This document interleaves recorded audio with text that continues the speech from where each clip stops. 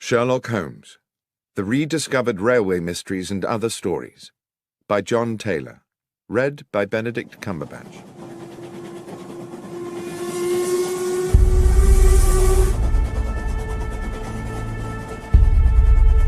An Inscrutable Masquerade.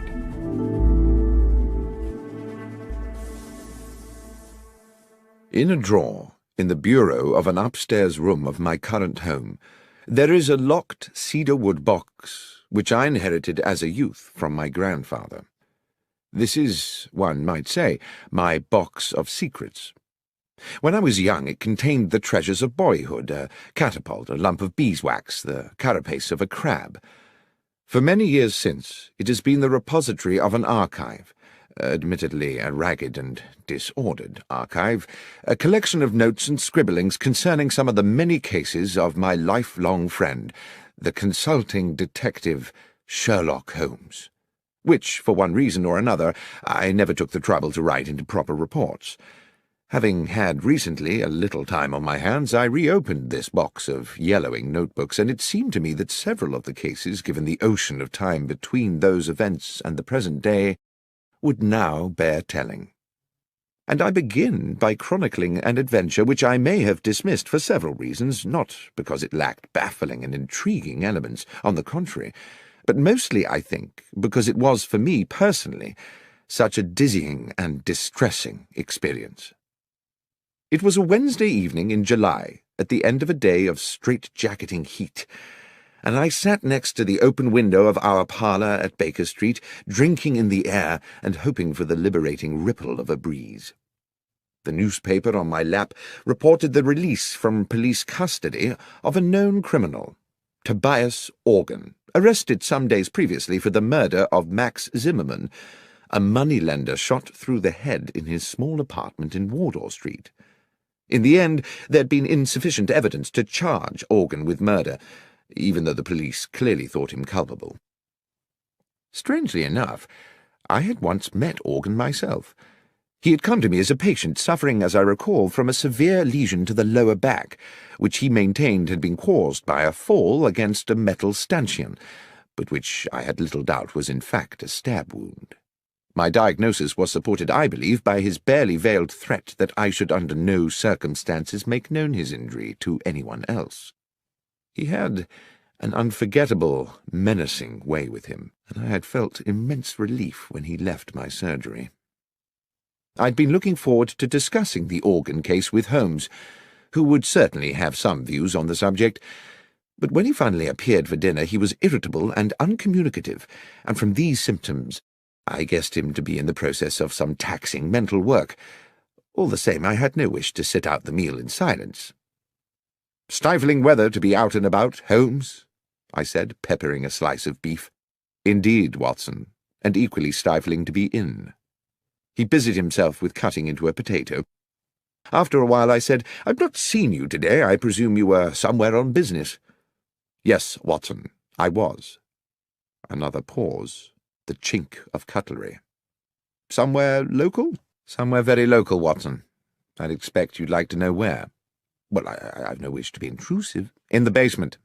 I've been all day in the basement of our house, and since your desire not to be intrusive is clearly struggling against your overwhelming curiosity to know, I will tell you why I was there." And he paused and smiled, "in the full confidence that you will not breathe a word to a soul about it."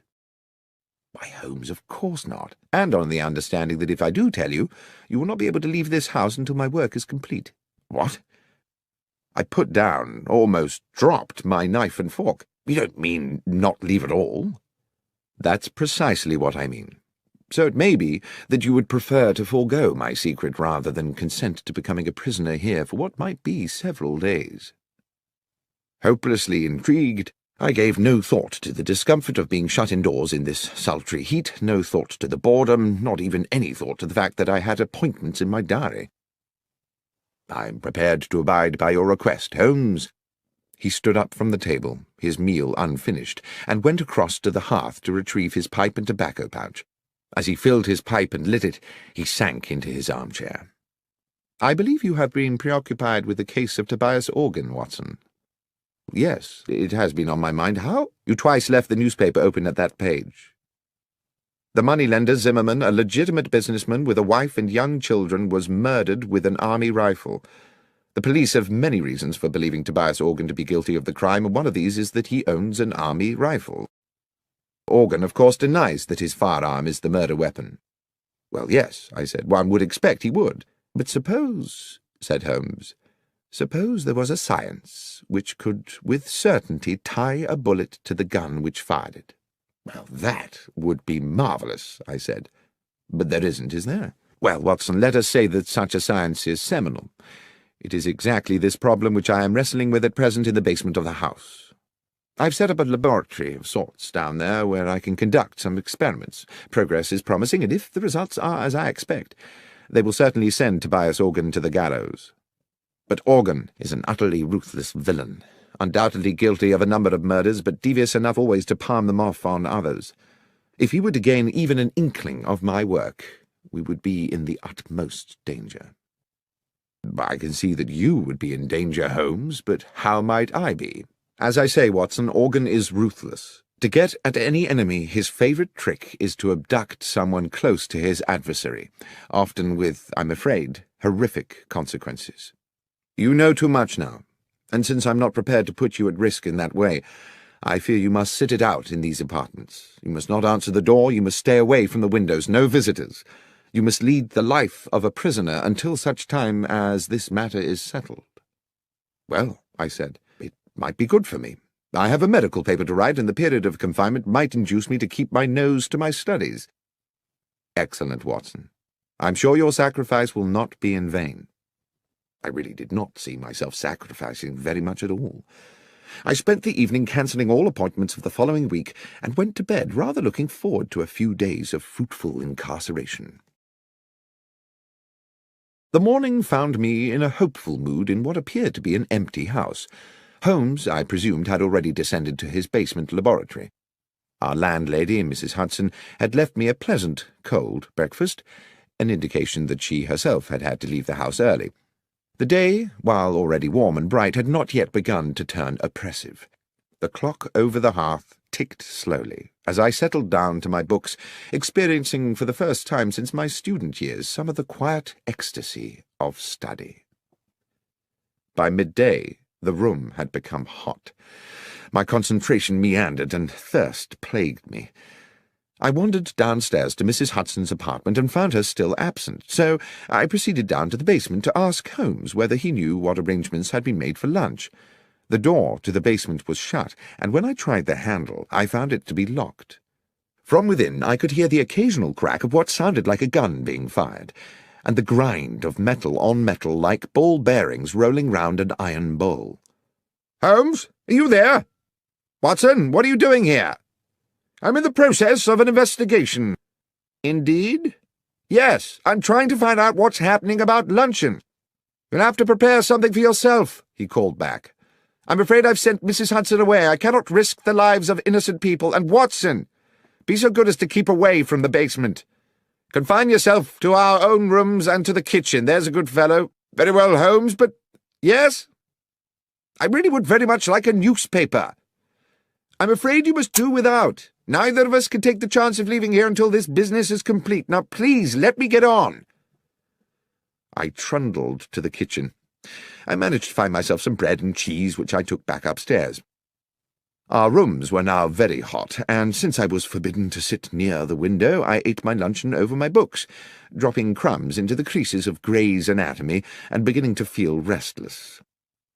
After lunch, I managed to force myself to a little more work, but by 3 o'clock had fallen asleep in the armchair. I woke to hear the sounds of evening traffic moving along Baker Street.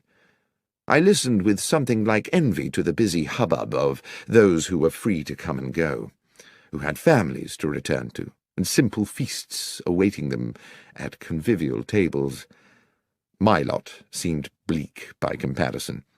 Holmes did not emerge from his infernal basement, and Mrs. Hudson did not appear with an evening meal. I cannot recall how the rest of the evening passed. The heat absorbed during the day by London's pavements now radiated back to thicken the evening air. The world outside, of which I had no news, became gradually silent, and I, hungry and disconsolate, went finally to bed. The next morning, after a makeshift breakfast, I got down to some work, and was well into the argument of the paper I was writing, when I began to realize that the room was again beginning to become airless and oven-like. Determined not to succumb to lethargy as I had the previous afternoon, I decided that despite Holmes's strict embargo on going near the window, I simply must have some air. As I raised the sash, I saw a cab approaching along Baker Street and stopping directly beneath the window. The passenger who stepped out was Nicholas Cartwright, an old university friend now writing for the Times. I hadn't seen him for a couple of months, and he seemed about to pay a surprise visit. Desperate as I was for company, I could not forget the promise I had made to Holmes to admit no visitors. The doorbell rang. My first idea was to wait for Cartwright to give up and go away, but there quickly came a second ring, and with it a call from the street through the now open window. "Watson!" A note of anxiety in his voice, suggesting that all was not well. Cartwright was a good friend. I did not see how I could linger there pretending to be deaf when he might be in need of my help.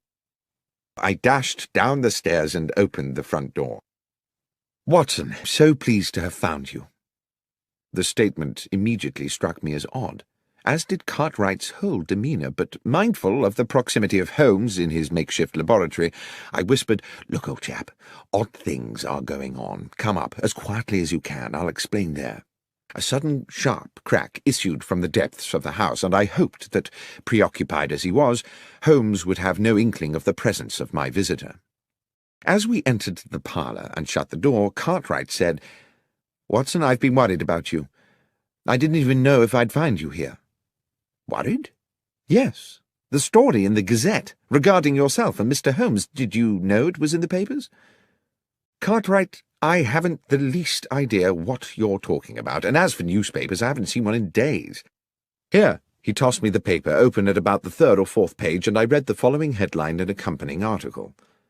"Sherlock Holmes and Dr. Watson part company?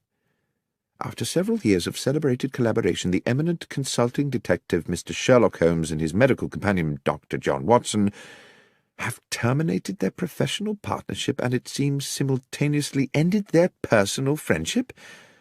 Mr. Holmes said that while he continued to hold Dr. Watson in high esteem and to regard him as a man of exceptional honour and professional competence, circumstances upon which he could not and would not elaborate had made it expedient for them to go their separate ways.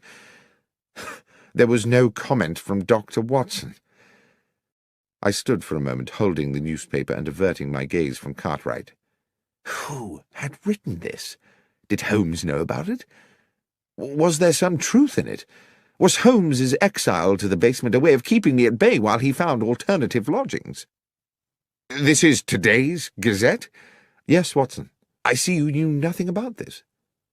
"Am I speaking to you as a friend, Cartwright, or as a journalist?"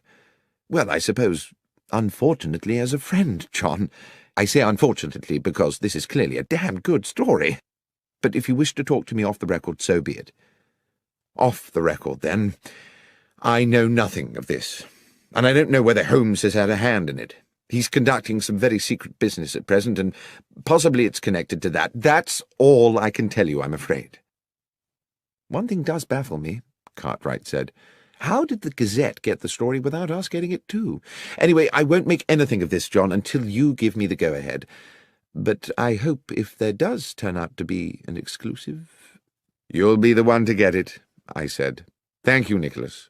I saw him down the stairs and closed the front door behind him, finding myself relieved that he had gone. I had no idea that I would be seeing him again soon under even more peculiar circumstances. But determined that now I must confront Holmes with this business, I knocked on the door of the basement. "Holmes?" A long silence. "Holmes? We must speak." "Not now, Watson." "Holmes, there's something I must discuss with you urgently. Something in the newspaper." There was a scuffling and the basement door opened. "Newspaper? How did you get a newspaper?" Cartwright called. He'd seen an article— Yes, Holmes interrupted. Yes, the article. I dare say you would appreciate an explanation. Give me half an hour. A little later we sat opposite one another in our sitting-room. The evening was still close and oppressive. "The newspaper article," said Holmes, "was an unfortunate necessity. I hope it has not caused you too much embarrassment, Watson, and when this business is finished, all will be rectified." "But why?" I said. "Report us as having quarrelled." "Bear with me, Watson, I beg of you. As you know, I have tried to keep my work here secret, but how certain can one be of that? The police are involved in these matters and are aware of my experiments, and who knows whether some junior or even senior member of the force is not in league with that utterly ruthless villain. Now, having been alerted to that newspaper report, might it not be the case that Tobias Organ would assume that you were no longer in London? At any rate, he would certainly be likely to assume you were no longer sharing these premises with me." "You gave the story to the Gazette to protect me?" "Yes, Watson. That was my purpose." "I just wish that you'd consulted me first." "You were not supposed even to know about it, Watson. And if you had not had a visit from Cartwright, you would never have seen the article. It was unfortunate that he came when he did." "It was the article that brought him." "Yes, a miscalculation on my part. Now, it is late, work to do tomorrow, and I must insist on extracting from you another guarantee." "What's that, Holmes?"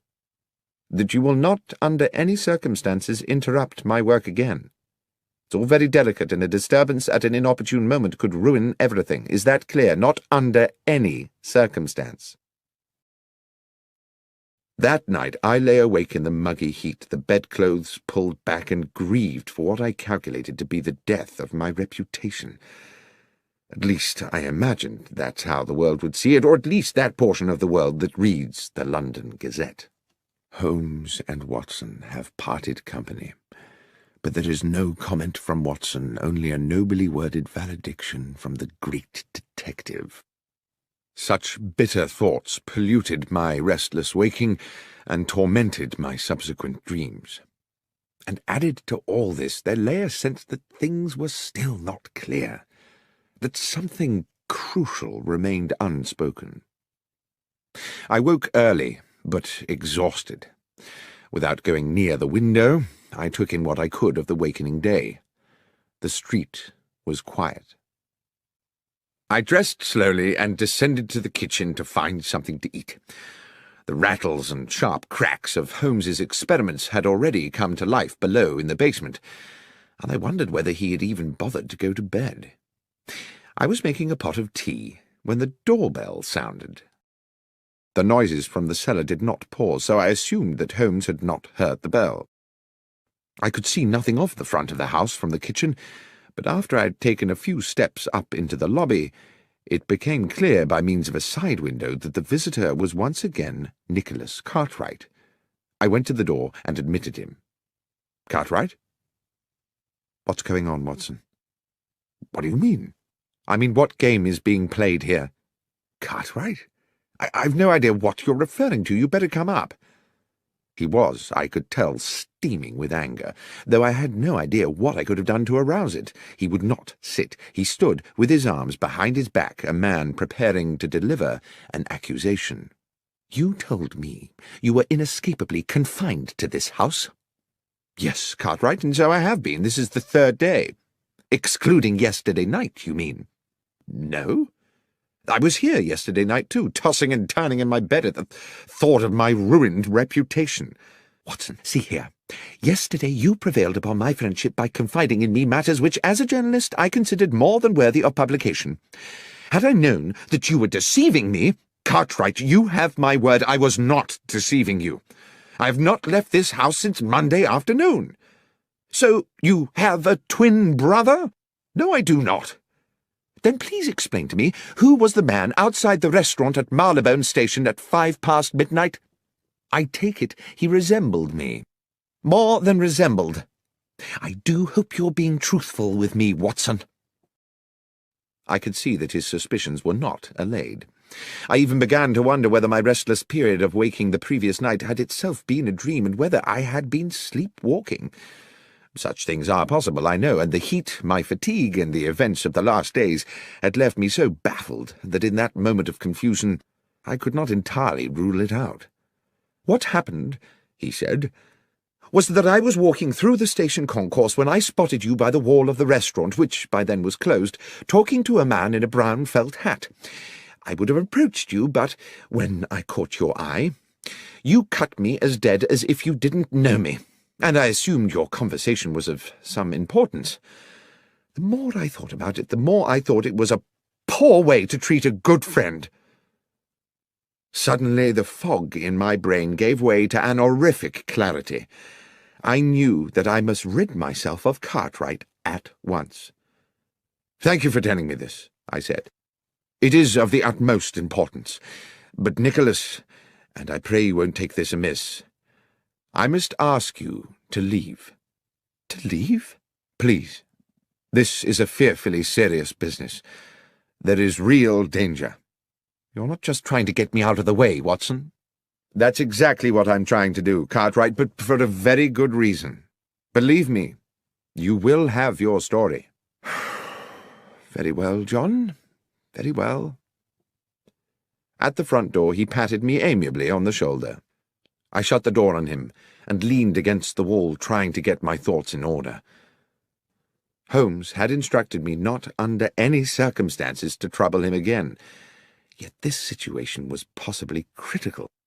If Tobias Organ had hired some impersonator to look and sound so like me that even Cartwright, who had known me for years, could be convinced, then Holmes might also be deceived, and then what power they would have in their hands.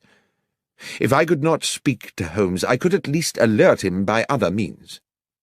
I ran up the stairs with the idea of writing a note which I could slip under the basement door, but as I reached our rooms, I heard a cry from the street. Without thinking, I ran to the parlour window. 100 yards southwards along Baker Street, 3 men were struggling. 2 of them were bundling the third man into a cab against his will. It was Cartwright. I dashed down the stairs and ran into the street. The driver of the cab had already whipped up the horse and moved off at a lick, but I gave chase, fury and outrage fueling my progress. I pursued them for a good half a mile until eventually they outpaced me, and I stood gasping for breath outside St. Vincent's Church. I sat on the pavement. I needed Holmes's help.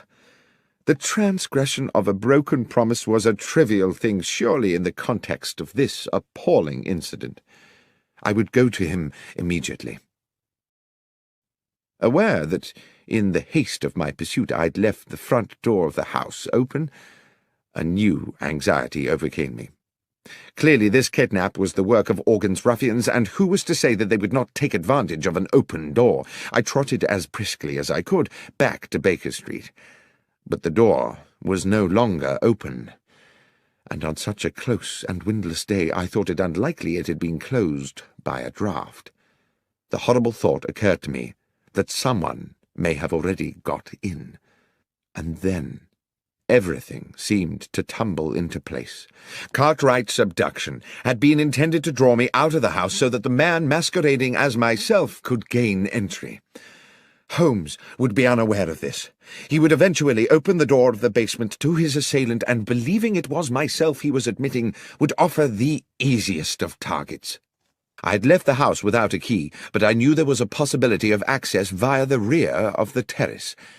This entailed my knocking at the door of our neighbour, Mrs. Harben, an elderly, amiable woman who seemed happy to allow me access to the rear of the building. Here I was obliged to scale a wall to the yard outside the back of our own dingy basement, the front room being that which Holmes had taken for his makeshift laboratory. There was no light within. I opened the door with infinite slowness. The noise of Holmes's experiments seemed to have stopped. The door that connected this room to the front half of the basement was 6 or 7 short paces away, but it was too dark to see whether the bare floorboards were liable to move and groan when I trod upon them. I tested each step before lowering my weight, and moved with the floating motion of a rather overweight pantomime artist. 1, 2, 3. Then there was movement behind me. A hand was clamped across my mouth and an arm locked around my throat. The grip was expert. I could not breathe or move. The hot breath of my assailant in my ear whispered, "Doctor, do not cry out. I'm going to release you and you will turn round slowly and face me. You must not make a sound. Tap my hand if you understand." I reached up to the hand around my throat, and obediently I tapped it. The arm released me, and as quietly as I could I took a deep draught of air, turning as I did so. "Lestrade!" "Shh! Yes, Doctor. Wasn't expecting you here. Or rather, in a sense I was, but since you are just about to arrive, I wasn't expecting you to come in the back way as well." The policeman smirked at his little conundrum. "Will you explain to me," I began, "what on earth you mean?" "Not now, Doctor," he said. "Glad you're here, though, sir. An additional pair of ears. Up close to the door now and listen, it won't be long." It was indeed less than a minute before we heard the door from the front of the house opening into the laboratory, and the arrival of what sounded like 2 men. The door was closed with a thump, and a gruff voice said, "So this is it?" "Yes, this is where he's working." There was something familiar about that second voice. "And he won't be back for a while?" "No. Half an hour, I should think." At that moment, with a shock, I recognized the other voice. It was my own. I turned to Lestrade again, but he just put his finger to his lips and indicated that I should continue to listen. "So what's the plan, then?" asked the gruff voice within. "To match the bullet that killed Maximum with the ones from your gun," said my voice. "The police know you killed him, but they need Holmes to provide them with evidence that will convince a jury. Evidently, I thought, the gruff character is Tobias Organ." I heard him pace about, then spit noisily. "Zimmerman's not the first one I've topped, and they've never got me yet. They say you only got £4 10 from him." "Never you mind what I got. Anyway, I never killed him just for the money. I killed him because he gave me a bad look. He gave me a bad look, and I gave him a bad headache. A bullet right between the eyes. Now, let's deal with this little problem." Suddenly there was a tumultuous crash, as if one of the walls had fallen in. "In we go, Doctor," said Lestrade. He pushed the door hard, and we rushed into the laboratory, where Organ had kicked Holmes's equipment flying in all directions, and where, to my amazement, I saw that he was now being attacked by myself. A perfect duplicate of me cracked him a right hook, then a left hook, and then felled him with a blow to the side of the head. Organ hit the floor like a sack of cabbages. Lestrade was on him in a flash, cuffing Organ's arms behind his back. Lestrade blew his whistle and then proceeded to arrest him. As I stood back to get a better look at my other self, the duplicate doctor put a hand to his own face, wrenched at his upper brow, and pulled and stretched until he had removed his entire face, revealing, beneath the peeling mask, the flaming eyes of Sherlock Holmes. The next moment Lestrade's officers came bursting through the basement door, and Tobias Organ was dragged away. The heat of the day had given way at last to a pleasant evening. Mrs. Hudson had returned to the house and provided Holmes and myself with an excellent evening meal. Now we sat with our brandies, and Holmes with his pipe at the open window, where a gentle breeze lifted the curtains and refreshed the parlour. "As you will have deduced," Holmes was saying, by way of explaining it all to me, "the object of the masquerade was to lure Organ somewhere where we could extract a confession from him by subterfuge." "But your ballistics experiments," I said, "would they not have been enough to convict him?" "It is a science only in the imagination," Holmes said, "and though one day I'm certain it will be more than that, there is much more work to do than I could accomplish in a fortnight. But Lestrade and I agree that if Organ believed himself to be at risk from my experiments, he would wish to destroy them. What on earth were you doing in there, Holmes, if the thing was a complete hoax?" "I'm afraid I did deceive you a little. I was not in there all the time. The mechanism of an old railway clock and a device employing elastic and a drum skin were intended to give the ear the impression of ongoing industry. "Well, it certainly deceived me," I said. "But was it really necessary for me to be incarcerated for the duration?" "I'm afraid so, my friend. If Organ, through one of his spies, had got wind that there were two Watsons, the trick would not have worked. What's more, it was necessary for him to believe that you and I had quarrelled, and therefore that the good Dr. Watson might be in the market for a bit of betrayal. Unfortunately, your friend Cartwright saw me meeting Organ's accomplice at Marylebone Station, and almost let the cat out of the bag. It was necessary for us to put him somewhere safe. Lestrade's men kindly subjected him to a temporary and very comfortable period of kidnap. It was you who had him dragged away." "Yes. I had not calculated that you would follow him, of course, or that you would be locked out and find yourself clambering in through the back. But it turned out well. You will make an additional witness for the prosecution." "Do you think they'll convict him?" "Oh, yes, Watson. His confession today was as clear as a bell. Tobias Organ will hang. As for you, my friend, I have given you a terrible time, and as a reward, I'm going to take you to the opera." "Tonight?" "Yes, tonight. Gilbert and Sullivan. The Mikado." "But, Holmes, my memory is you don't much like Gilbert and Sullivan." "No, Watson, but you do. And besides, I have to confess to having a soft spot for the Lord High Executioner."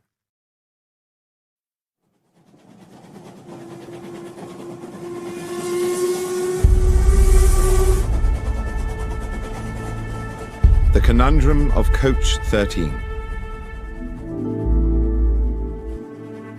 On an October morning, when rain streamed from the black clouds that swept above our Baker Street lodgings, I found my friend Sherlock Holmes in a similarly overcast mood. He had not had a case in weeks, not at least what he called a decent case, and he had been huffing and puffing about the house for 2 days.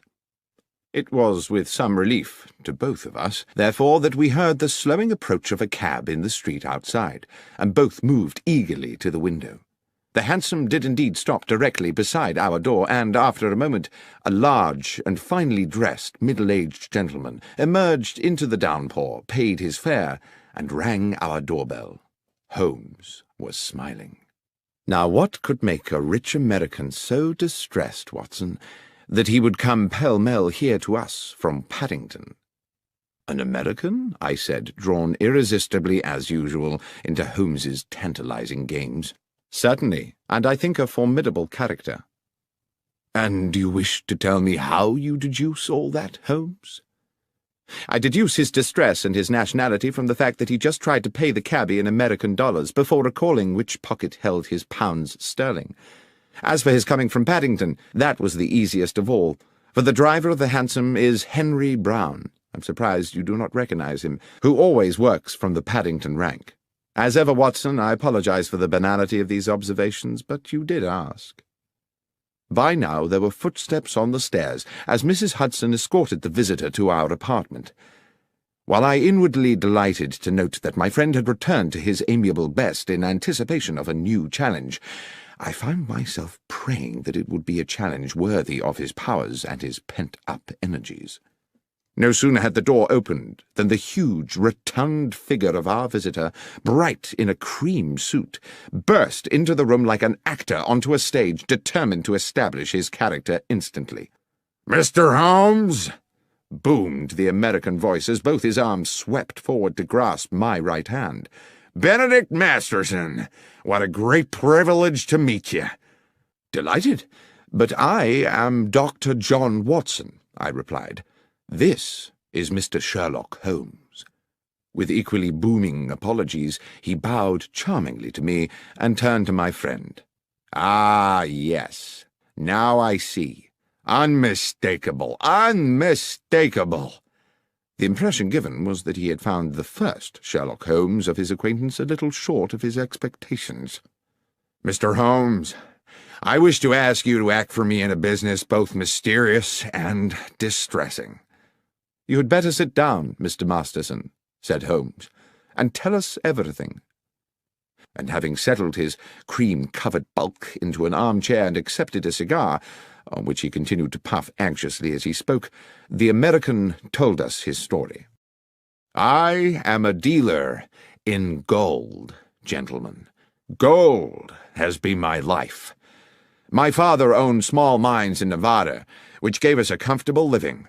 In my turn, through judicious trading, I've made these assets yield a fortune. I came to London last week because your own Bank of England had made an order for a substantial quantity of gold bars to boost its reserves. The bullion was shipped into Bristol Harbour and transferred yesterday onto a chartered London train for transfer to the bank. I have been in London doing the paperwork, of which there is, let me assure you, no small amount. And I went to Paddington this morning to meet the consignment. The train was there, the gold was not." "I see," said Holmes. "Stolen." "Undoubtedly. How much?" "We're talking 4 or 5 millions, Mr. Holmes. That's a large loss. Is the gold insured?"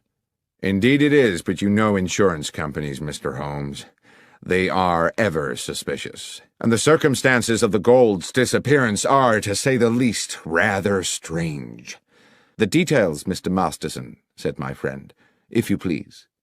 "Well," continued Masterson, tapping a thick cylinder of ash into the ashtray, "I'd asked to commission an overnight train, and also insisted that it be discreet, not armored or escorted, or in any way having the appearance of a specially secured conveyance.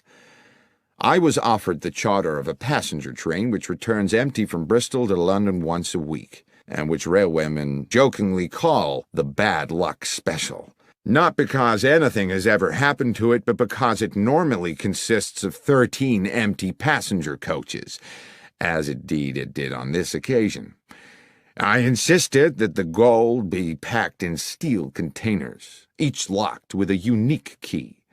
You will appreciate that gold itself, gentlemen, is a weighty metal, so each box contained only as many bars as would enable the containers to be carried. In order to prevent the possibility of them being removed from the moving train, I ensured that while they were small enough to go through the open carriage door, they were too large to pass through the windows, even with the windows slid down to their largest aperture.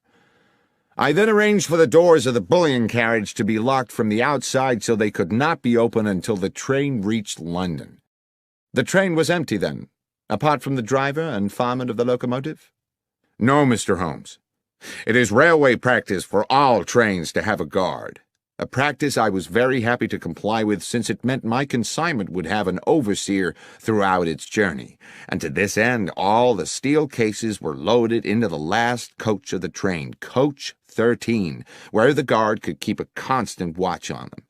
The man employed for the job was a Mr. Lyons, Mr. John Lyons, a mature and trusted employee of the railway company." Here, strangely, Mr. Masterson stopped and smiled. I inquired whether he had ever worked on the French railways. Gare de Lyons, you see. Gare de Lyon." Holmes smiled politely and nodded. "Forgive me, gentlemen, I can never resist a pun. To continue, the train left Bristol at 3 this morning, as scheduled. But when it arrived at Paddington at 6, the steel boxes of gold were gone. Mr. Holmes, this was an impossible robbery. The train stopped only once for a minute or so to take on water. Hardly time to unload a single box of bullion, let alone 100 of the darned things, weighing in at 150 pounds apiece." "And the guard?" asked Holmes. "Lyons claimed that he fell asleep somewhere into the journey and woke to find the bullion disappeared. He's being held at Paddington along with the driver and engineer, but all ardently protest their innocence." "And with regard to other suspects, can you think of anyone in your organization who might feel inclined to take advantage of you?" Masterson pinched his lips and looked embarrassed. "Well, if I may confide something to you in the strictest confidence, my estranged wife, Laura, still has shares in the company. She believes that she should have more. There is some bitterness in this regard. However, I know Laura well enough to doubt that she is a thief. My friend simply said, "Thank you, Mr. Masterson. I will certainly take the case on. Would you be so good as to wire Bristol and inform them that Dr. Watson and I are on our way?" "I will, sir. You mean to go there today?" "Indeed, yes, as soon as I have made a check or two at Paddington Station." "Well, I surely thank you. I can think of no better hands in which to leave the case of the bad luck special than those of Mr. Sherlock Holmes." Holmes did not smile. "I never leave anything to chance, Mr. Masterson. Perspicacity and reason are the tools I employ." "Forgive me, Mr. Holmes. As I say, I am fatally attracted to puns." "We will keep you in touch," Holmes said, "with all developments." Within half an hour we were at Paddington, but before boarding the Bristol train, Holmes wished to make certain that the so-called bad luck special was secure. The train had been shunted into a siding, and we were relieved to find that police responsibility for the case had fallen to Inspector Stanley Hopkins, a young but ambitious detective with whom Holmes and myself had had numerous dealings in the past. Hearing that we were being engaged by Mr. Benedict Masterson, the inspector agreed to watch over the train and make sure it remained undisturbed until our return to London. It was still raining when we arrived at Bristol, where we met the station foreman, George Willits, an amiable man in his 50s, who gave the comforting impression of having been in his job for a lifetime and knowing the whole business inside out. Willits had been on duty the previous night and took us directly to the goods platform from which the bullion train had left. Though he did his best to be of assistance, he looked painfully weary. "I apologise to you gents for my appearance," he said, "but I was on night shift last night seeing out the special. I was just about to go off when the message came from London about the theft, so I've not yet been home to bed." "We won't keep you long, Willits," Holmes said. "I understand you were here when the bullion boxes were being loaded." "I was, sir. I supervised them myself. Watched them being lifted into the guard's carriage at this very spot, before I sent the signal to bring in the rest of the train." "The guard's coach was not connected to the train while it was loaded." "That's right, sir. The rest of the train was shunted out of the siding and coupled up just before she was due to leave." "And who brought her in?" "Tommy Marriott, the engineer, and his fireman, Pat McGlinchey." "Old hands?" "Not quite so much a fixture as myself, Mr. Holmes, but they've been around the best part of 10 years. They're sound men." "Good. Now, if you'll bear with me a little longer, Willits, I'd like to ask you a little more about the gold itself. How many men were involved in loading the carriage?" "Well, sir, it was quite some operation. It took 4 men to load each box, 2 inside the carriage, 2 outside. Damn heavy things, if you'll excuse me, sir. Over 100 weight apiece, and damn awkward squeezing them through them narrow doors. It was a hell of a job." "And how long would you say the whole business took?" "It was about midnight when they started, and about 2:15 by the time they finished, so almost 80 minutes. "And after it was loaded, was there any delay before departure?" "No, sir. The rest of the train, as I say, was reversed in from the siding. John Lyons, the guard, got aboard, and the door of the guard's coach was locked from without, sir, as per our instructions." "One final question, Willits, if I may. I'm informed the train stopped en route." "Yes, sir. She was scheduled to hold up for a minute or so at Swindon to take on water." "It stopped for no longer than that, and at no other time?" "No, sir. The signalman would know for sure if she'd been held over for more than a minute, and that's already been checked."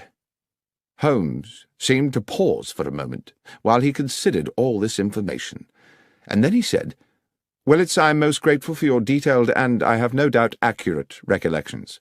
Now, if you will excuse us, Dr. Watson and I will take the next train back to London and leave you to go home and get some sleep." Inspector Hopkins was at Paddington when we arrived, and Holmes immediately requested that he arrange for us to speak to the railwayman who had commandeered the bad luck special on the previous night, Marriott and McGlinchey, the engineer and fireman, and the guard, Lyons. In a dark office of the railwayman's quarters, on one of the grimmer outer platforms of Paddington Station, The three men sat disconsolately on rickety wooden chairs. It occurred to me that they had by now been detained in this dismal place for several hours, and when Holmes and I were introduced to Lyons, he barely had the energy to nod to us. But he did speak, his words almost drowned in the muffler which half covered his mouth. "I dare say you think me a thief, Mr. Holmes, from what you'll have heard. I'm not, sir, but what I have done is derelict my duty, so maybe I deserve what's coming." "I want to assure you, Mr. Lyons," Holmes said, "that my intention here is to uncover the truth, and uncover it I will. If you are, as you say, innocent of any crime, you have nothing to fear from the law. But tell me how you think you failed in your duty." "Well, I were meant to keep me eye on the shipment, sir, weren't I? But I fell asleep. It's not something I make a habit of, but this time I did." "And woke to find the bullion gone?" "A nightmare, sir. I suppose I should have stopped the train with a pull cord, but I was in a bit of a daze." "How long do you think you slept?" "I've thought about that, sir. I remember us passing through the White Horse Valley just before Swindon, and when I woke up, we were about 10 miles out of it and past the Lumsey Water Tower." Holmes looked towards the fireman McGlinchey, a plump man with rich black curls. "When you stopped to fill the tank, did you notice anything odd?" "No, sir. It was a dark night, and there were no lights there save the fire from the boiler.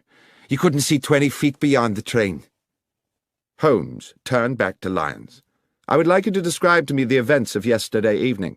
"Well, sir, I wasn't due to start my shift until 1 in the morning, so around about 12 I had a brown ale in the railwayman's canteen and collected some sandwiches and a can of tea for the journey." "Just tea and sandwiches?" "Yes, sir, and a piece of seed cake, if that's not too much detail." "There is no such thing as too much detail. Please continue with your story." "Well, at about 1:30 I made my way over to the goods platform. They just finished loading the bullion into the end carriage, and the other part of the train had been brought in and coupled up. A gentleman in a suit gave us final instructions. To the engineer and fireman Tommy and Pat here, he said the train was cleared to London, with just the one brief water stop, which was under no circumstances to take more than 3 minutes, and if there should be an emergency, they weren't to leave the cab. At that point, they locked me in with the gold, and at exactly 2 a.m. we were on our way. About a half hour after, I had me sandwiches and a few swigs of tea. It were a clear night, and I sat by one of the windows and watched the stars, contented with everything, sir. That's when I must have dozed, and, well, what happened after that, you know." "Thank you, Lyons," said Holmes. Then he turned to young Inspector Hopkins with a new, fierce gleam in his eye. "If we may, Hopkins, I should now like to inspect the train." We made our way along the track to the engine sheds, and after checking the locomotive, searched through each of the 13 coaches, whose number I carefully counted myself, until we arrived at the last, the guard's coach, in which the gold had been transported. "Now I have been assured," Holmes said to Hopkins, "that the doors of this coach were locked from the outside for the duration of the journey." "Yes, Mr. Holmes." "Yet it was possible to move along the train through the coaches via the connecting doors?" "Yes." "And what of the other coaches?" "I checked them. Their outer doors were all locked too, but it would have been impossible anyway for the thieves to have moved the containers along the train to jettison them from another carriage. The boxes of gold were too big to pass through the connecting doors. All that had been carefully calculated." "But is it quite certain," I ventured, "that the boxes could not have been opened and the gold removed bar by bar?" "Quite certain," said Hopkins. "Not without the original keys. They were unique to each box." "Besides, Watson," said Holmes, "if the boxes had been opened here, then, with or without the gold, they would still surely be here now.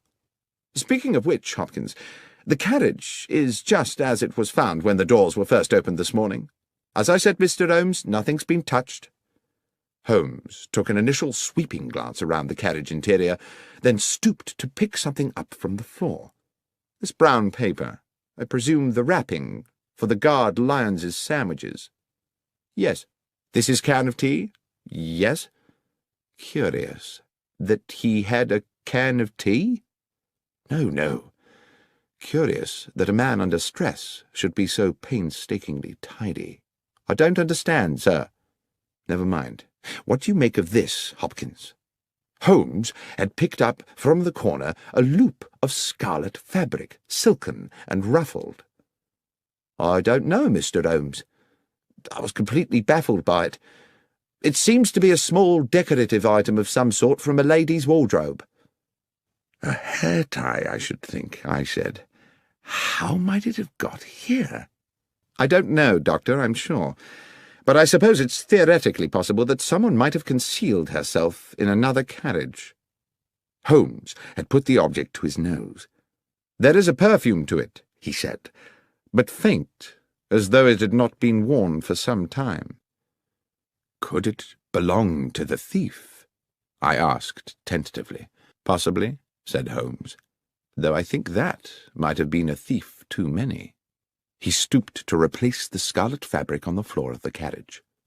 I think we are close to a conclusion, Watson. Hopkins, I should like to talk to the guard lions again, and to the driver and his fireman. Please make sure that there is at least one other police officer present, and we must be sure to invite Mr. Benedict Masterson to our little denouement, since he's been kind enough to pay the fee for this investigation. By the time Masterson arrived, the clock was approaching 9, and we sat in the old mess-room bathed in dingy yellow gaslight. The rain rattled ceaselessly on the roof and windows, and, when we were all assembled, the 3 weary railwaymen, along with Benedict Masterson, Inspector Hopkins, a junior officer, and Holmes and myself, the gathering became hushed and expectant. Masterson said, "Well, this has certainly been a baffling business, Mr. Holmes. But I assume we're here because you've picked up some clues along the way. You are certainly a man equal to his reputation, sir. The inspector mentioned a red silk trinket of some sort." "Yes," Holmes said. He produced the item from his pocket. "This piece of perfumed fabric. The clear message is that someone was concealed in the carriage with the bullion." "I see.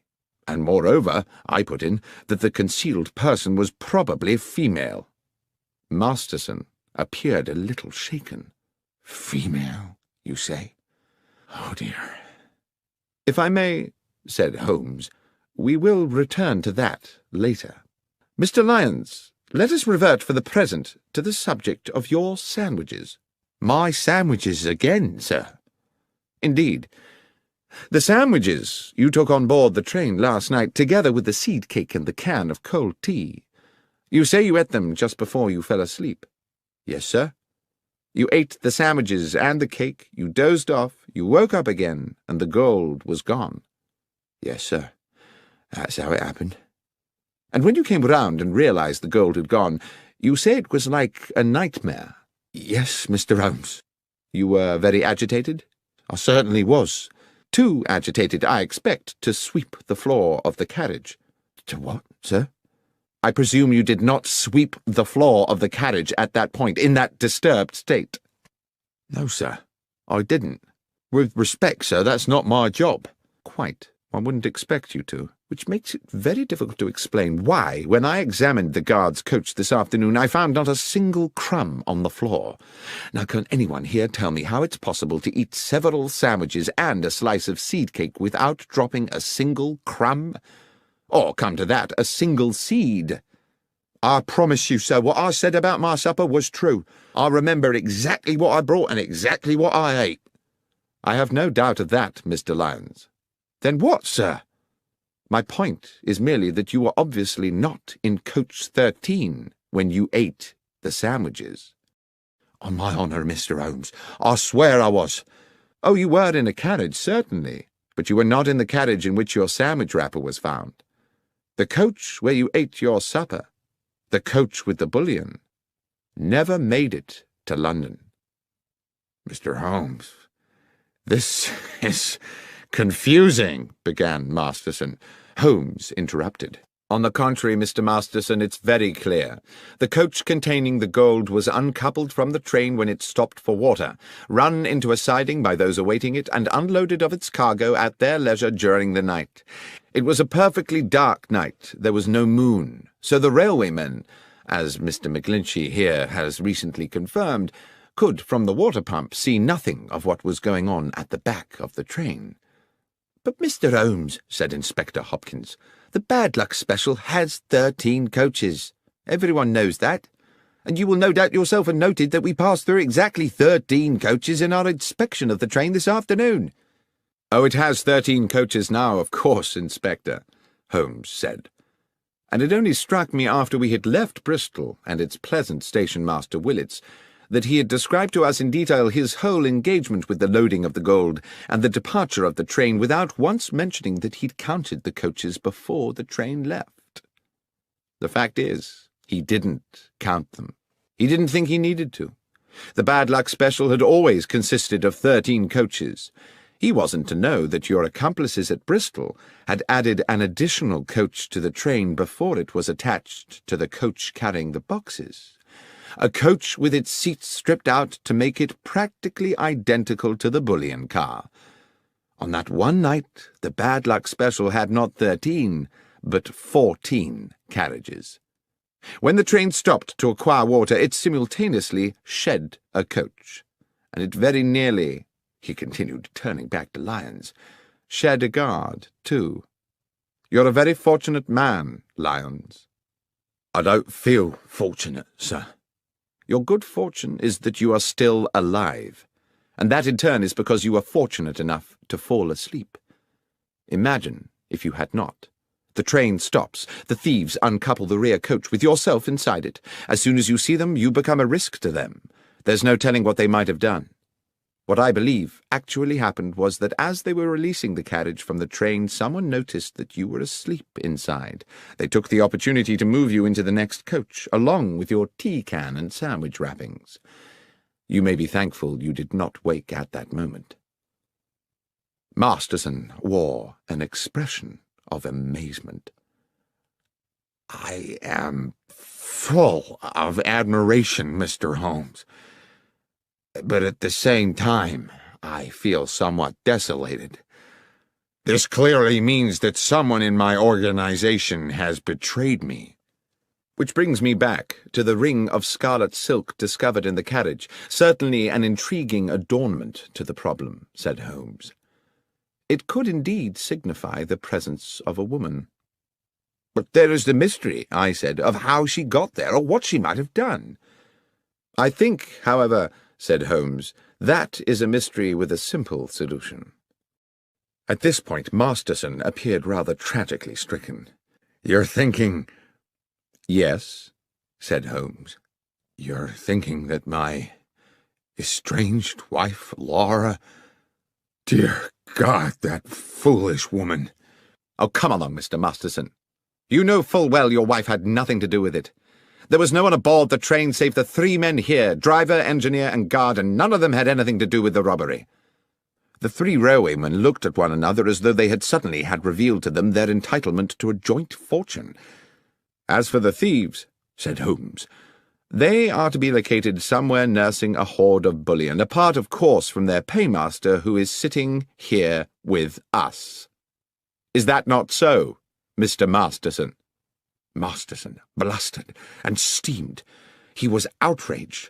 This was absurd. "How dare you, sir?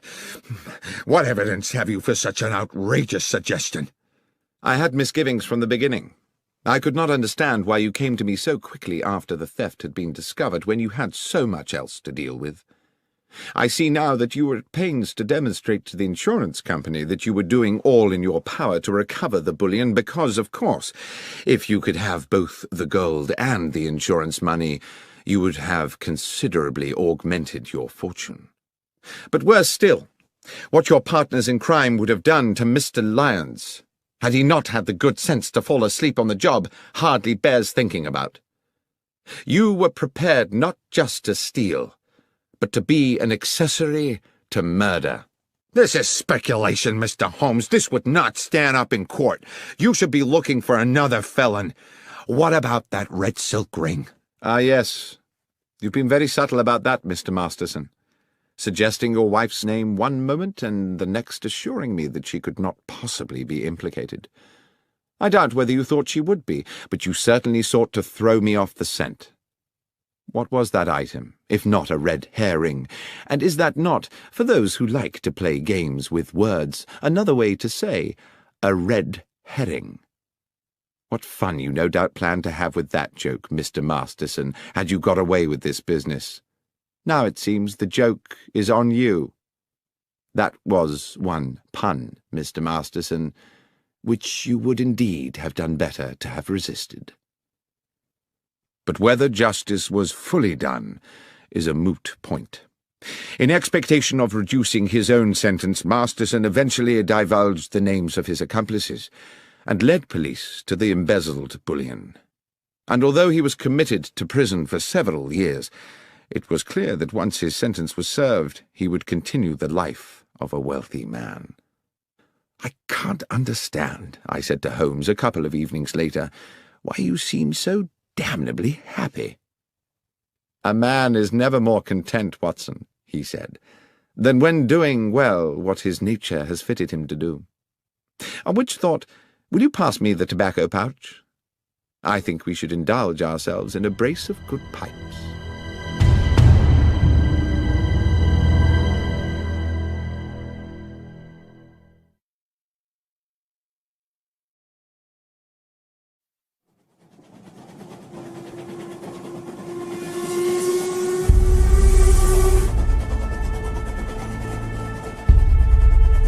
The Trinity Vicarage Larceny.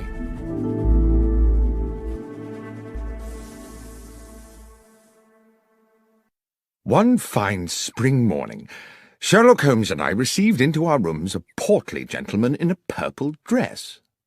That at least is how it momentarily appeared to me, as I glanced up from the Daily Chronicle at the open door. The purple gentleman, it transpired, was the Right Reverend the Lord Bishop of Kent, an old acquaintance of Holmes, and he had brought with him, as so many of our visitors do, a problem that was clearly causing him some agitation. Mollified a little by coffee and a cigar, Bishop Spriggs needed no prompting to divulge his story. "The nub of my problem, gentlemen, is an unfortunate young priest. A young man of promise and talent, very popular with his parishioners, who has inadvertently got himself into deep water." "Intriguing," said Holmes. "You may recall," the clergyman continued, "that Trinity Church in the Kent village of Hatchingham was last year in the news because of an exceptional discovery." "Of course," I said. "A silver chalice of considerable worth was discovered in the crypt." "Yes, Dr. Watson. A magnificent medieval relic, the so-called Hatchingham Grail, weighing some 22 pounds. With my approval it was sold to the British Museum, with the idea that a good portion of the proceeds would go towards restoring Hatchingham Church. The Reverend Kingsley, pending the beginning of the building work, had locked the money up in the church crypt. It was stolen yesterday. Holmes, you can imagine what an outcry there'd be if this found its way into the papers.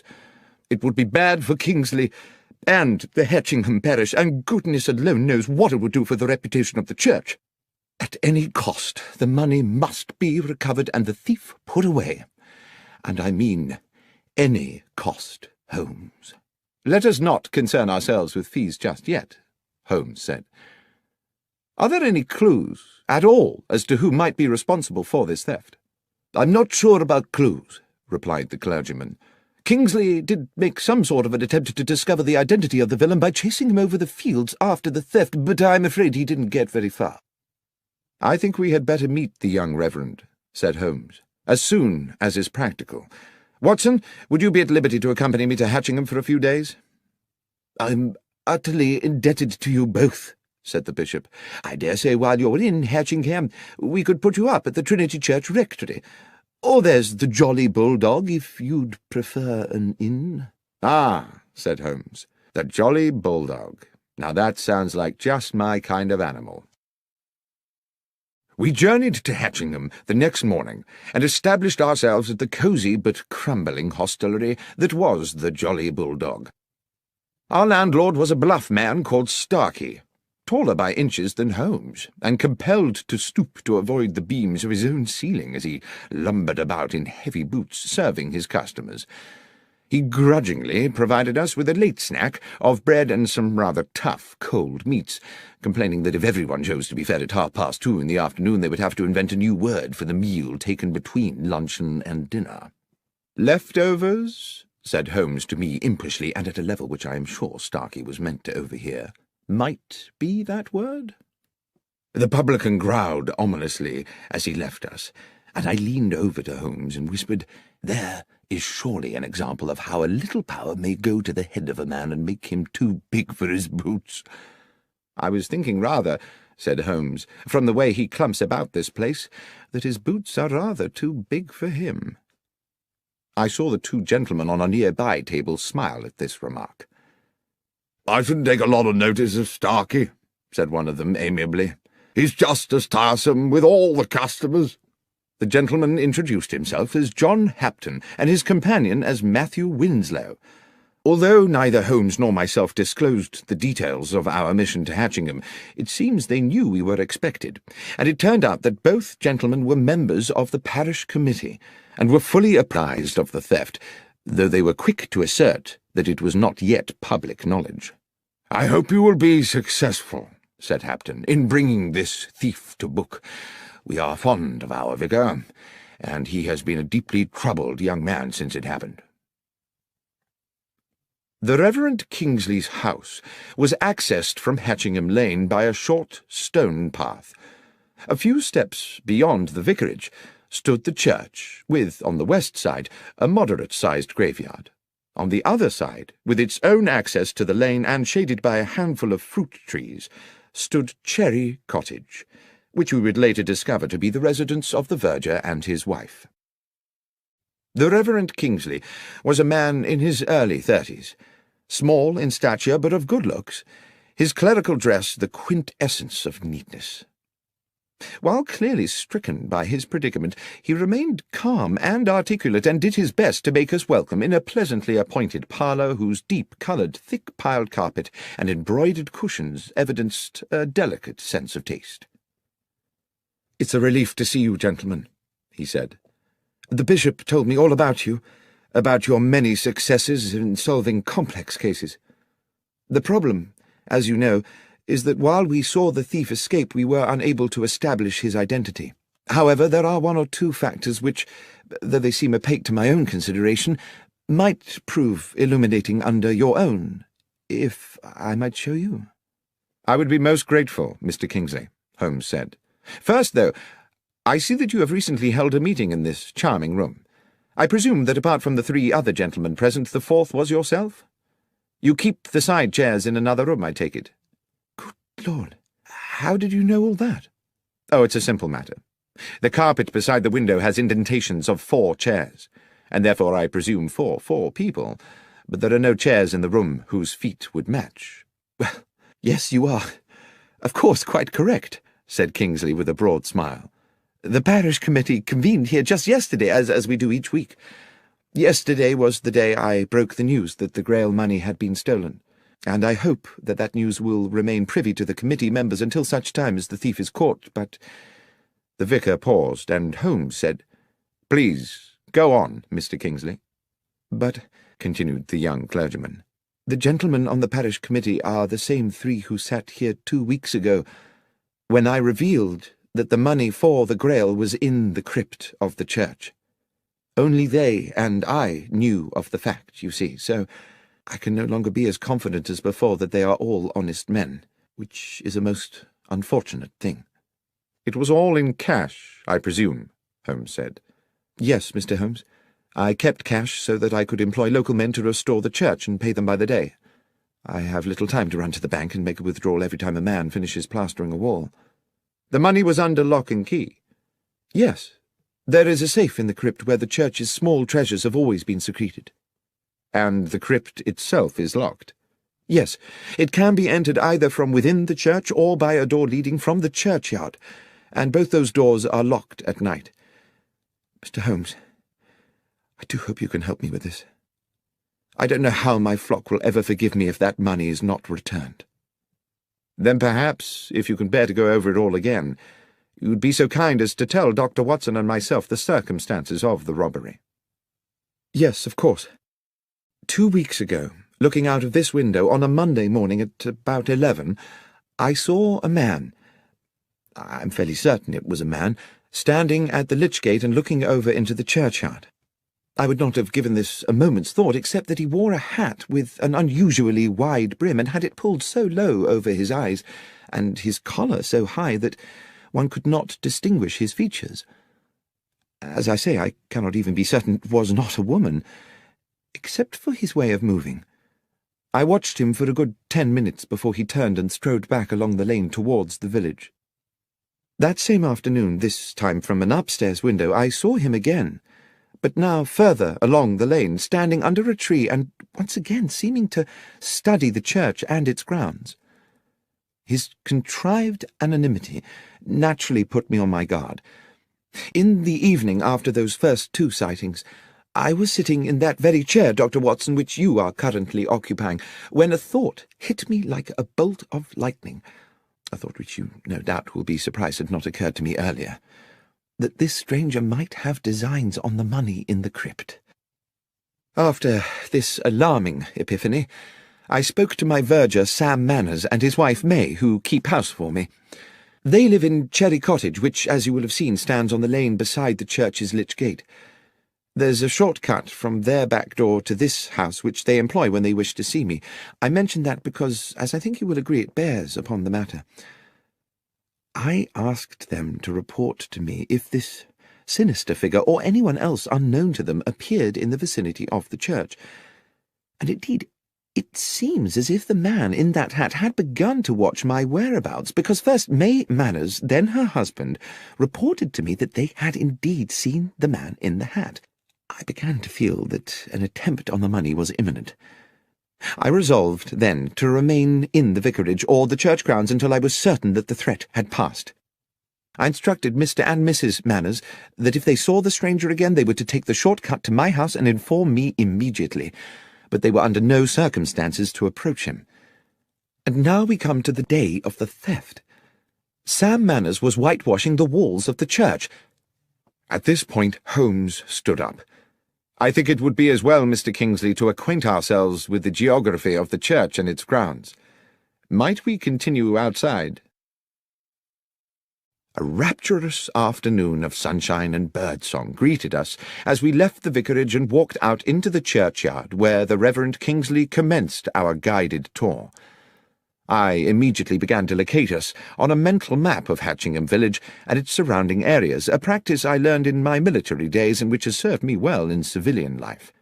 I could see in my mind the large oblong of farmland, about 2 miles across, with Hatchingham village and the church almost at opposite corners. This substantial area of land was surrounded on all 4 sides by public roads. Mr. Kingsley took us through the grounds on a grassy path which ran along the side of the church up against the gravestones of the churchyard. "This is the wall of the church Sam Manners was painting that morning," said the vicar. "He worked for a couple of hours, and at 12 o'clock I sent him off to his cottage for his regular midday meal. I went back into the vicarage and took up a book. After about 20 minutes there was a knock at the back door. Mrs. Manners was in a frantic state. She and Sam had just seen the man in the white-brimmed hat going into the churchyard. I told her to return immediately, and to tell Sam to meet me here at the crypt door, and I came here directly to find myself staring at a spectacular mess." He pointed to a flight of 4 steps just off the path, leading to a door low down in the half-painted church wall.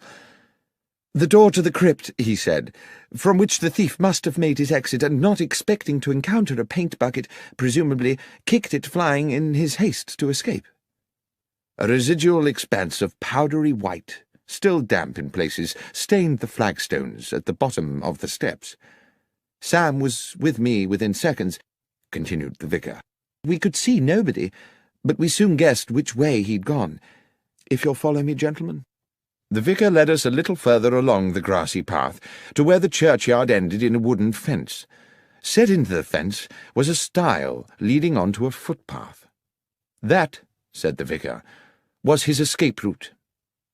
Beyond the stile, the ragged footpath traversed the meadow through weeds and rough grasses, stretching away into the distance. Along this narrow track could be seen intermittent blobs of white. "And I suppose the presumption would be," said Holmes, "that the trail of white paint marks are the fleeing man's footsteps." "Yes, exactly. Obviously our man escaped across the field to Harding Lane, Mr. Holmes." My companion nodded. He stopped at the stile. "There are 2 white handprints here," he said. "A right hand and a left hand. The fellow was in some haste, as indeed one would expect." Holmes crossed the stile athletically and walked a little way into the field. Bending down, he examined one of the white marks, then plucked up a handful of grass and returned to us. "Thank you, Mr. Kingsley. I think I've seen all I need to here. Is there anything else you think might help us?" "Yes," said the vicar enthusiastically. "Back at the house." Holmes requested that Sam Manners and his wife join us in the vicarage, and a little afterwards in Mr. Kingsley's kitchen. Mrs. Manners set herself to the task of making us all tea, while Holmes paced the stone floor slowly. I sat at the kitchen table with the vicar and Sam Manners, a ruddy man in his early 40s, whom Holmes was now addressing. "So, Mr. Manners, you are the only person to have caught a glimpse of the man in the hat on the day of the robbery?" "I believe so, sir. I was at the window taking my lunch.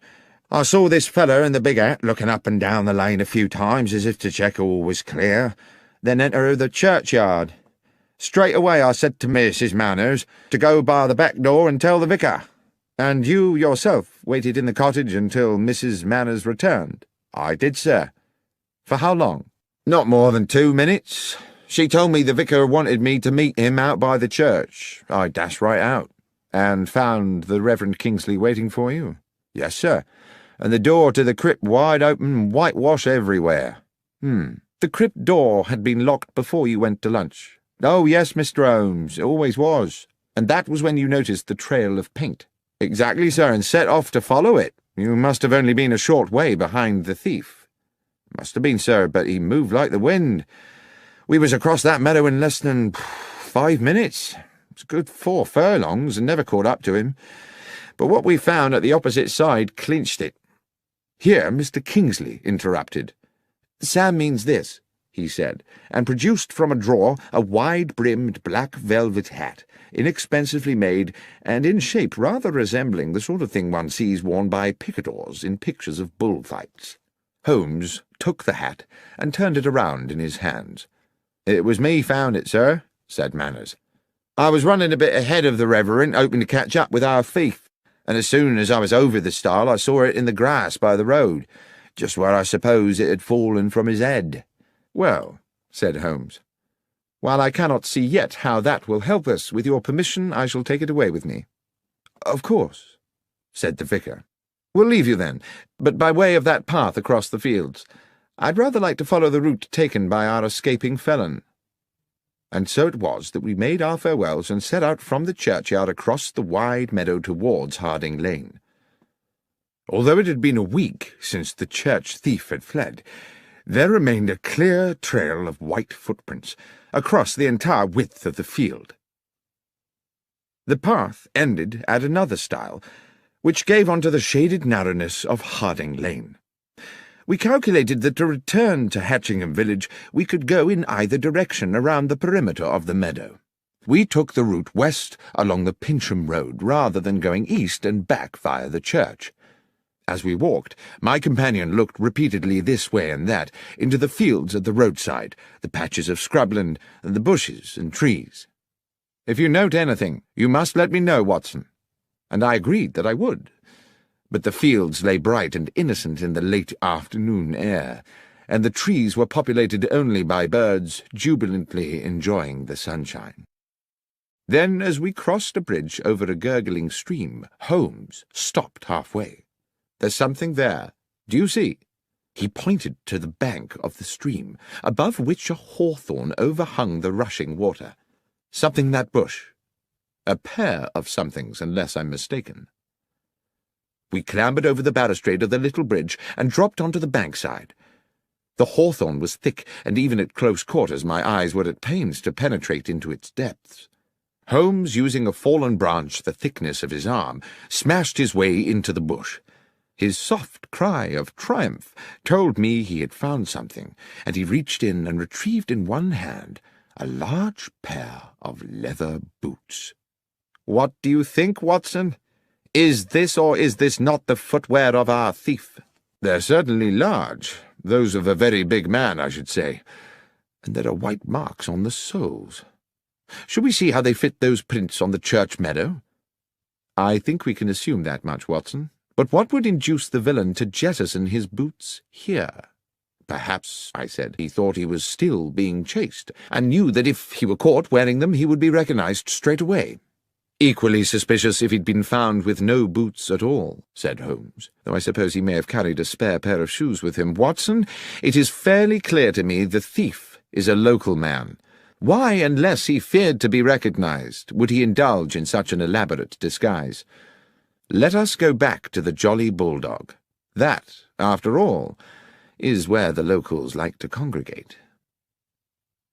In fact, on our return to the inn, we found John Hapton and Matthew Winslow, the parish committee men we had met earlier, having returned to, or perhaps never having left, the same table. As we sat down, Holmes placed beside him on the floorboards the pair of boots we had found in the hedgerow, causing the two gentlemen to look at them inquisitively. When Starkey, the landlord, arrived to serve us, the first thing he said was, "Your boots, gentlemen?" "Not ours," said Holmes. "We found them in a bush in Harding Lane." "Strange what some folks'll throw away," said the publican. "They looks in prime order to me." "Hardly been worn," Holmes replied, and then he asked, "Would these boots fit you, Mr. Starkey?" And seeing our companions on the nearby table watching, he added, "Or either of you, gentlemen?"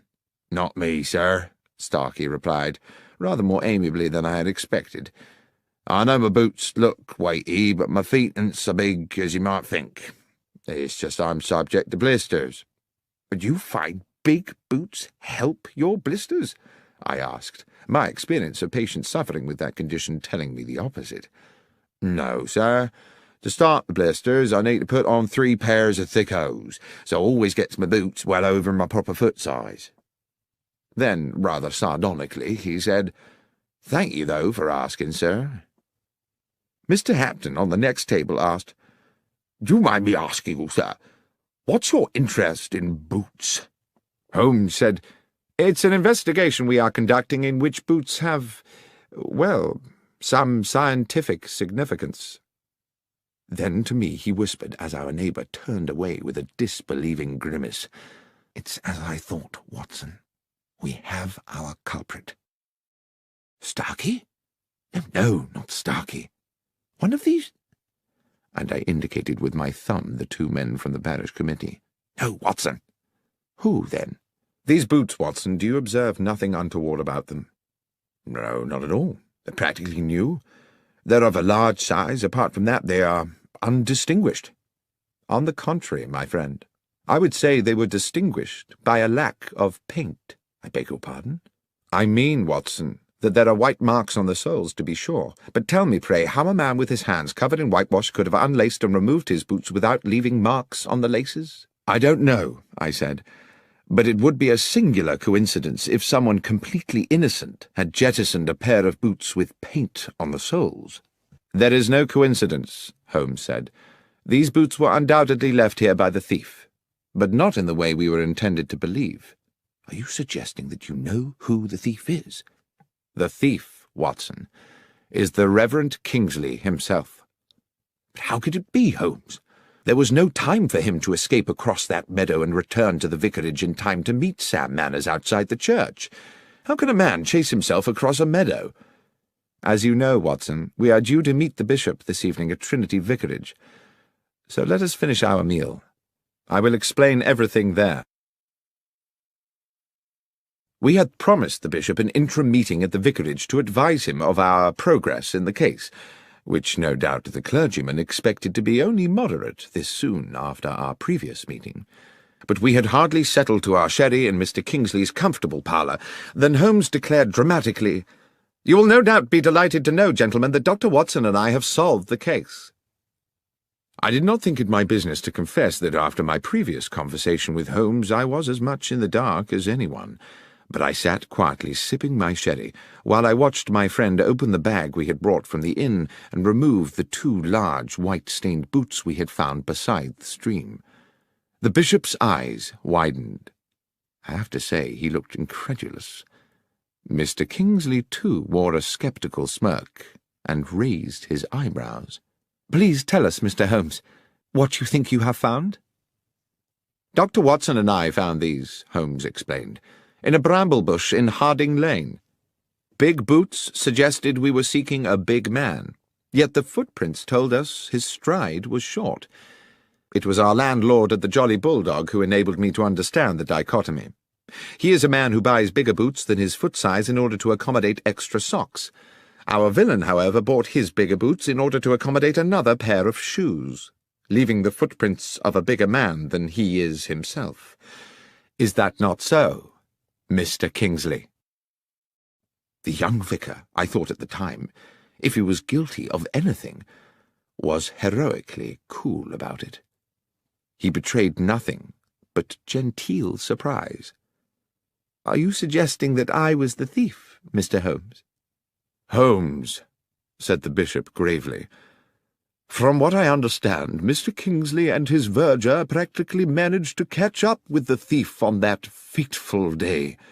What on earth do you think is the evidence for this assertion?" "My lord," Holmes said confidently, "Mr. Kingsley wished to embezzle the money raised by the sale of the Hatchingham Grail and decided to construct a piece of theatre which would deceive investigators. He not only invented the spectral man in the large-brimmed hat, he also on several occasions paraded in the hat and the high-collared coat and ensured that Mr. and Mrs. Manners caught a glimpse of him. On the day of the theft, having sent Sam Manners to lunch, he came back here to the vicarage, assumed the disguise, showed himself at the cottage window where Manners was eating, and proceeded into the churchyard. Dashing back to the vicarage again, he slipped out of his cloak and hat and waited for Mrs. Manners' knock on the door. He told Mrs. Manners to summon her husband and rendezvoused with him outside the crypt door." "And then what?" said Mr. Kingsley, insolent with fury.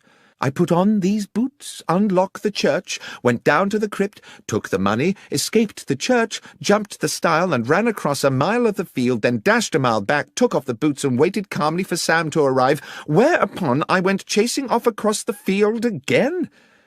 That would indeed have been ingenious. To do in 2 minutes what an athlete could not do in 20. Yes, indeed. The question, as my friend Dr. Watson has clarified, is precisely, how may a man chase himself across a meadow?" "And the answer?" asked the bishop. "No one will ever know at what point you took the money, Mr. Kingsley. As the keyholder you are free to do it at your leisure, and, for all one knows, it may never have been in the crypt safe in the first place. Certainly there was no need for you to waste time on it on the day we are discussing. You wished to ensure there was just enough time with Mr. Manners at lunch for you to get to the crypt door and kick over the whitewash bucket. And of course you had given Mr. Manners the task of whitewashing that particular part of the church wall, simply to ensure that there would be a bucket there to be upturned. That was all you needed to do, because, and here is the thing, you had made the footprints across the field on the night before. You had also, I have no doubt, planted the boots in the hedgerow on the same occasion, making sure they had plenty of white paint on the soles. Foolishly, you forgot to daub a little on the shoe laces." At this point, the vicar dropped into a chair as though all resistance had suddenly fled him, and I believe that as Holmes proceeded, we all realized that he was now approaching a devastating conclusion. "At some hour of that night, Mr. Kingsley, having splashed so much whitewash on the underside of the boots that your hands were gloved with paint, you planted your white-printed trail along the footpath across the meadow to Harding Lane. Afterwards you dropped the wide-brimmed hat by the stile and jettisoned the boots in a bush further along Harding Lane. The trail of prints was therefore neatly in place for the deception next morning, and I dare say you were solicitous to keep Mr. Manners away from the stile, where he might prematurely stumble upon your, if I may so misname it, handiwork." "But one moment," said the bishop. "If Mr. Kingsley had dropped the hat the night before, how could he have been wearing it that morning?" "Well, of course, that's simple," said Holmes. "There were two hats. And finally, there was the question of the keys." "What question was that, Holmes?" I asked. "I don't recollect any mention of keys." "Precisely. There was a distinct absence of any such mention. Why? Because a key would have been needed to enter the crypt, and Mr. Kingsley thought it better not to raise the tricky matter of how such an intruder might have got hold of one." The pale face and slumped figure of Mr. Kingsley indicated his utter defeat. The bishop clearly needed no further convincing.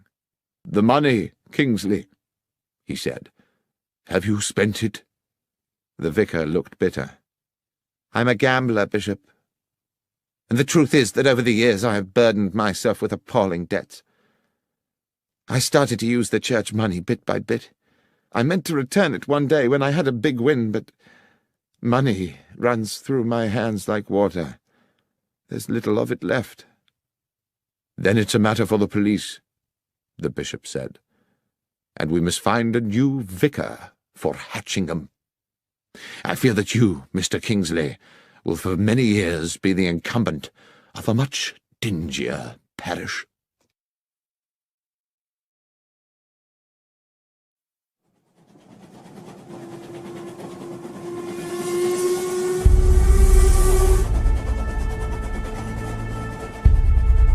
The 1059 Assassin.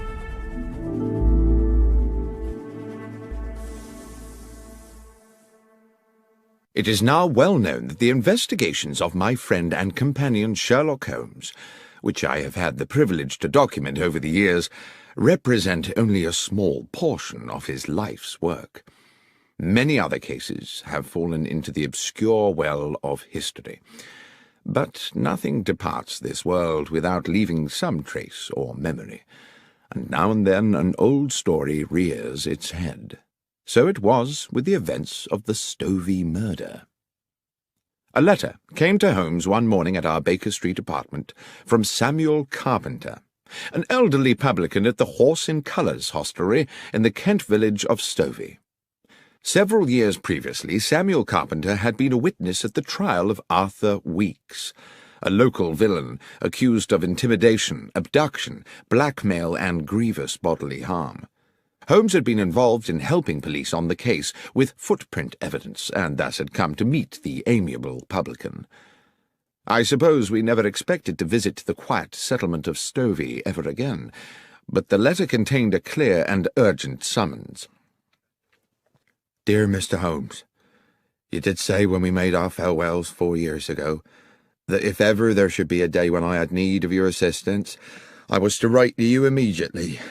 I'm afraid, sir, that day has come.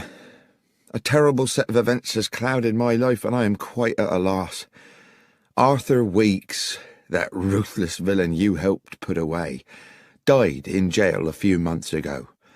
Ever since then his son, Henry, has been making our lives a misery.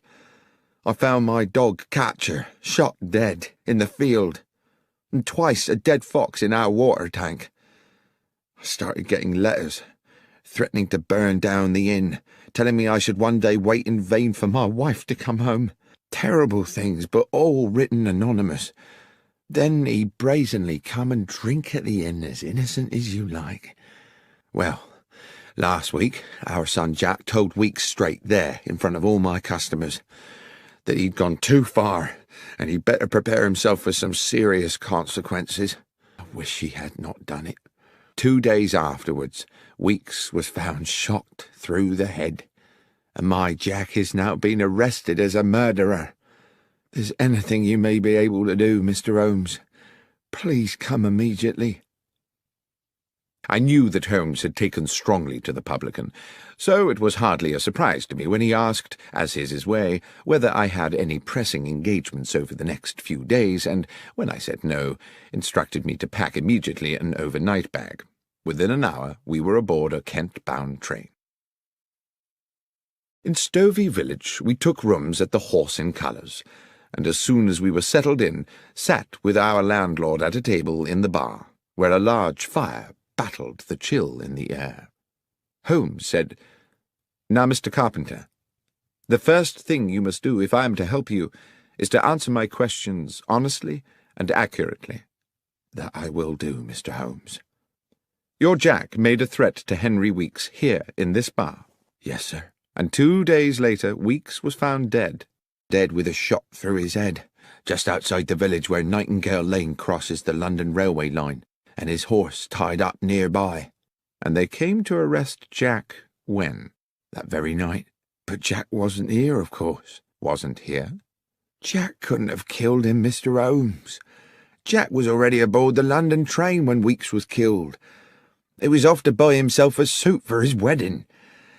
I took him to Stovey Station myself that evening to catch the 10:59. There weren't a moment when Jack left my sight. I watched him get on that train and waved him off as it left. But the police didn't seem to think that counts for anything. Soon as he got back here next day, they carted him off, and he's now under lock and key in Maidstone jail." "Well, Mr. Carpenter," said Holmes, "I accept unequivocally that what you are telling me is the truth. But my sense is that this is going to be a very convoluted business, and I must impress on you the need to be patient." When Carpenter had returned to serving his customers, I said quietly to Holmes, "Surely, if what the old chap says is true, the police have no case. Weeks must have had 100 enemies hungry for his blood, with far weaker alibis than Jack Carpenter." "Perhaps so," said Holmes, "but I fear the word of a father in defence of a son is unlikely to be regarded in court as compelling evidence, especially when the police have their minds made up in advance. Watson, I've a suspicion that things may get a lot more obscure before they become clearer. Let's make good use of the afternoon by acquainting ourselves with the details of Henry Weeks' unfortunate end."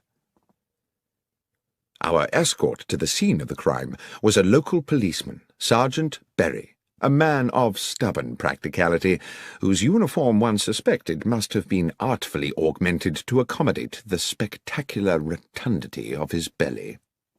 He clearly felt he had better things to do than to accompany a consulting detective to the scene of a crime when the culprit was already halfway to the gallows. Walking from Stovey village, we arrived at a spot about 30 yards from a level crossing, where the main London railway line traversed Nightingale Lane. "Darkhill Crossing. Corpse found here," Sergeant Berry said bluntly. 6 feet from the fence.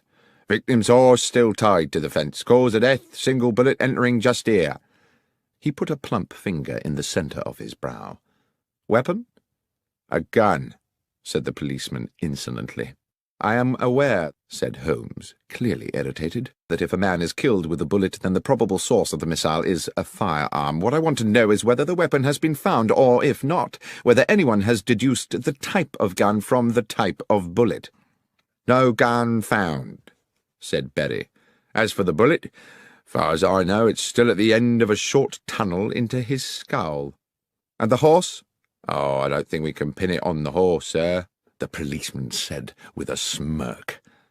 "Sergeant Berry," Holmes was threateningly patient, "are you able to assist me in this investigation, or would it be more convenient to you if I were to apply to my acquaintances at the yard to find me an alternative guide?"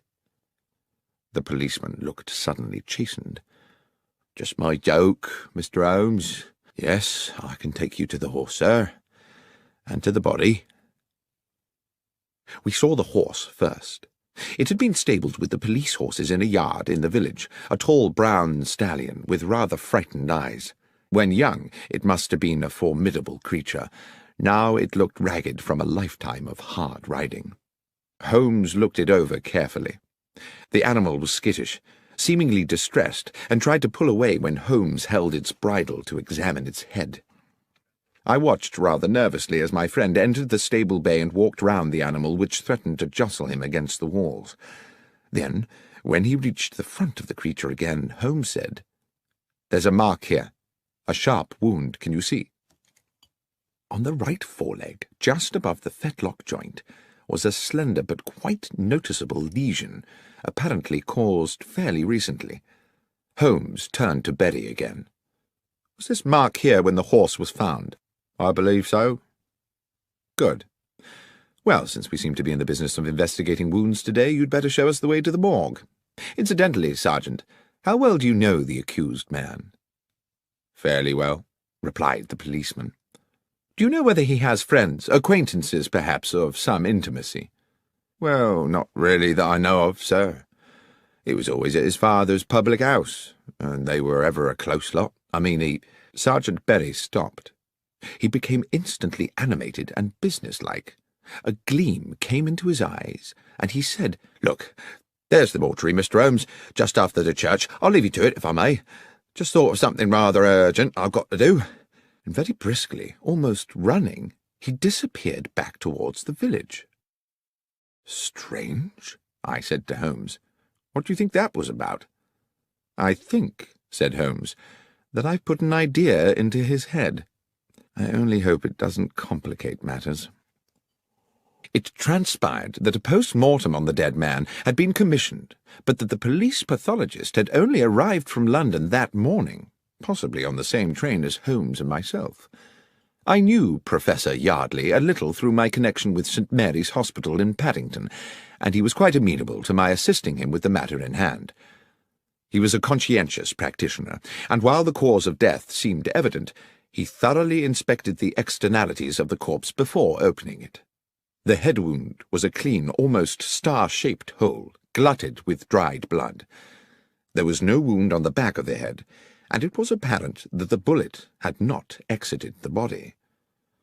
"Notwithstanding that there was no weapon at the scene," Holmes said, "suicide seems out of the question, wouldn't you say? There are no powder burns to the skin, and, besides, the wound is probably too small for a close shot.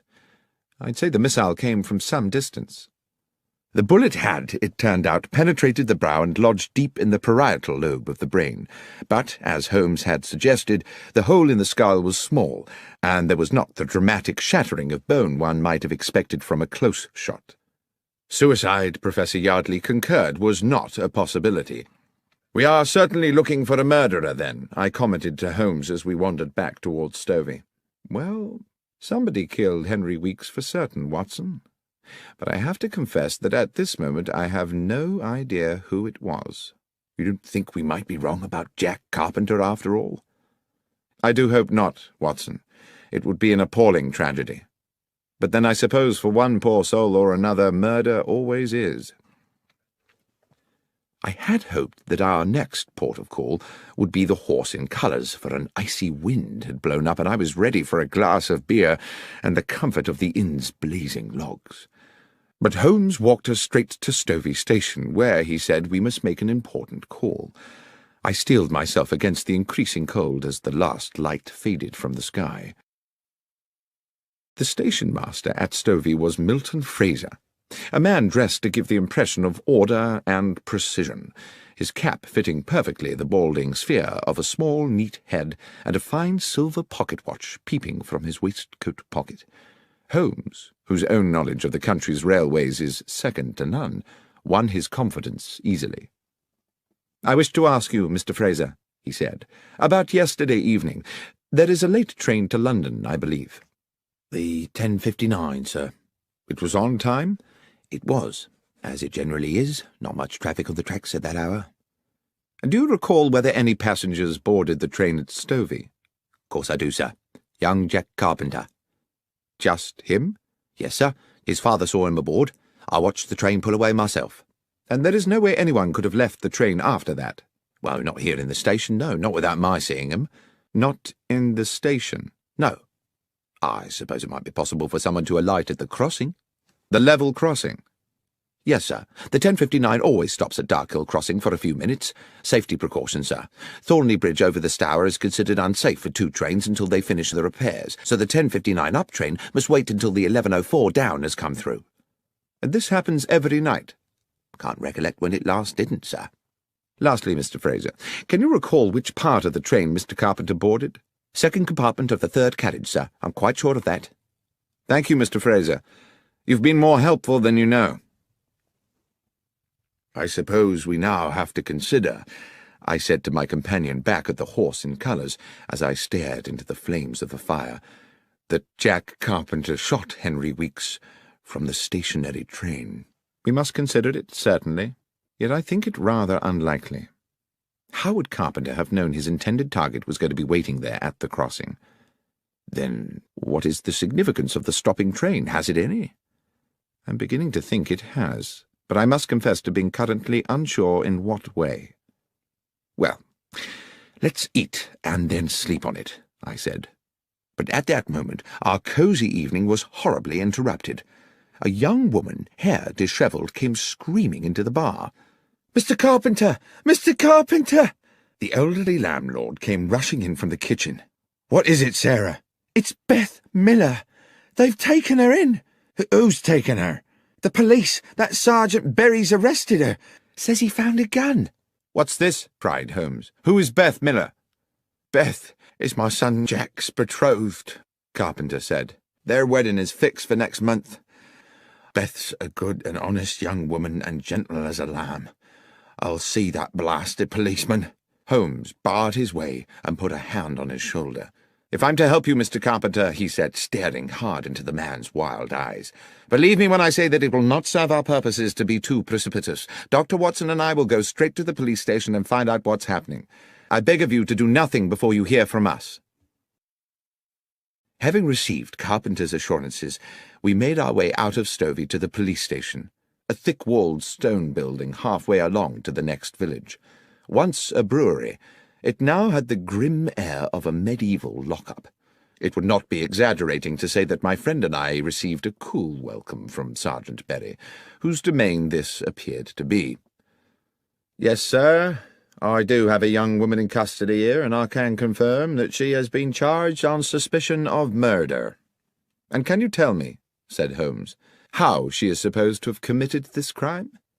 "Well, obviously, sir, we don't know all the details yet, but with a bit of imagination, an intelligent person might construe that she had lured Mr. Weeks to Nightingale Lane on some, shall we say, enticing pretext, laying in wait for him, and dispatched him with a bullet as he tethered his horse." "And," said Holmes, "would this same intelligent person construe that Jack Carpenter had a part in this?" "Well, yes, sir, that person, assuming he was using his faculties, would conclude that quite obviously Jack Carpenter was an accessory before the fact, and therefore equally culpable." "Thank you, Sergeant," Holmes said, "for simplifying what I, in my sluggishness of mind, had considered a mystifying problem. Might it be possible for us to see the prisoner now?" "I'm sorry, sir, I couldn't permit that." "Or should it wait until I have received authority from my good friend Superintendent Wales at the Yard?" The policeman licked his lips, pretended to consult a piece of paper on his desk, and said, "Well, as you say you are a friend of the Superintendent, sir, I'm sure 5 minutes wouldn't hurt." We were shown to a cavernous room where rusted iron remnants of the brew-house remained bolted to the walls and ceiling. The large skylight had been set with bars, and there were no other windows. A pretty dark-haired girl of no more than 20 years sat at a wooden table. She reacted to us with suspicion as we were admitted, but no sooner had the constable left us alone with her, and no doubt largely in desperation, she confided in us readily. "Miss Miller, we have a limited amount of time," Holmes said to her, "and you must tell us everything you can about this business." "Yes, sir. I'll try. I think I may have done something foolish, sir." "Foolish?" "I think I were the first to find the body, sir, you see." "Well now," said Holmes, "I had certainly not guessed that." "I'd planned to see my Jack on the London train," she continued, "but we was held back at the farm delivering a calf, and I knew I was likely to miss him. The train usually stops by Dark Hill Crossing, so I thought if I cut along Nightingale Lane, I might be able to wave him off. But when I got there, the train was already disappearing across the bridge. Then, a stone's throw from the track, I saw a horse tied up to the fence, and something on the road beside it. When I got up close, I saw who it was, Henry Weeks, covered in blood, and next to him the gun." "And you picked up the gun?" I asked. "Yes, sir." "Why? Why did you not go directly to the police?" "Well, sir, because I recognised the gun. I meant to hide it somewhere. It was Jack's gun, you see." I failed to conceal my shock. "Jack's gun?" "So you took the gun," Holmes said, "because you thought Jack Carpenter might have killed Weeks?" "Yes, sir. That was my fear." "Even though Jack was on the train?" "I didn't know how long Weeks had lain there, sir. It's a lonely place, and he might have been there for hours. So that didn't look good for Jack, departing as he did the very same evening. I weren't sure of nothing, Mr. Holmes, except that Jack was likely to get the blame, everyone knowing about the venom between him and the Weeks family." "And what," Holmes said, "did you do with Jack's gun?" "Wrapped it in my shawl, slung it on my shoulder, and took it home to hide it. But I was unlucky. On the way I passed Sergeant Berry. I think he must afterwards have puzzled over my strange burden, for he came today to search the cottage, and that's when I was arrested." "But Holmes," I said, "if the murder weapon was beside the body, doesn't that at least establish Jack's innocence?" "Unfortunately not, Watson. The assumption we had made was that the murder occurred while Jack was on the train. If it happened well before that, I fear that either he or Miss Miller here remain the prima facie suspects." "But I didn't kill Henry Weeks, sir. I swear to God." "I don't believe you did, Miss Miller, but we have to convince the police of that. Be hopeful." But as we walked back along the lane that evening towards Stovey and the horse in colours, Holmes seemed somewhat less certain. "I have little to go on at this moment except instinct, Watson. I do not feel that Jack Carpenter killed Henry Weeks, and I feel even more strongly that that young woman did not do it either. But feelings, I'm afraid, are not evidence. Let's hurry back to the inn and hope the bar is still available to us. Then we can make an assessment of these matters in comfort." The inn was closed to customers when we arrived, but Mr. Carpenter hastily provided us with a bottle of whisky and some bread and cheese. The fire was still glowing bright, and I sat there for a good hour while my friend went away to ask some questions of our host. Eventually, he returned and reclaimed his seat beside the fire. "Can we number the suspects in this case, Watson?" "Well, apart from Jack Carpenter and the girl Beth Miller," I said, dropping my voice, "I suppose Jack's father, our landlord, is another possibility." "Yes, and since we know he saw Jack off onto the train, either he or his son would have needed to commit the murder some time earlier. But how early? I've just spoken to him at length. He assures me, and I believe him, that there are plenty of people prepared to swear that both he and Jack were here all afternoon, and Beth spent the day at farm work.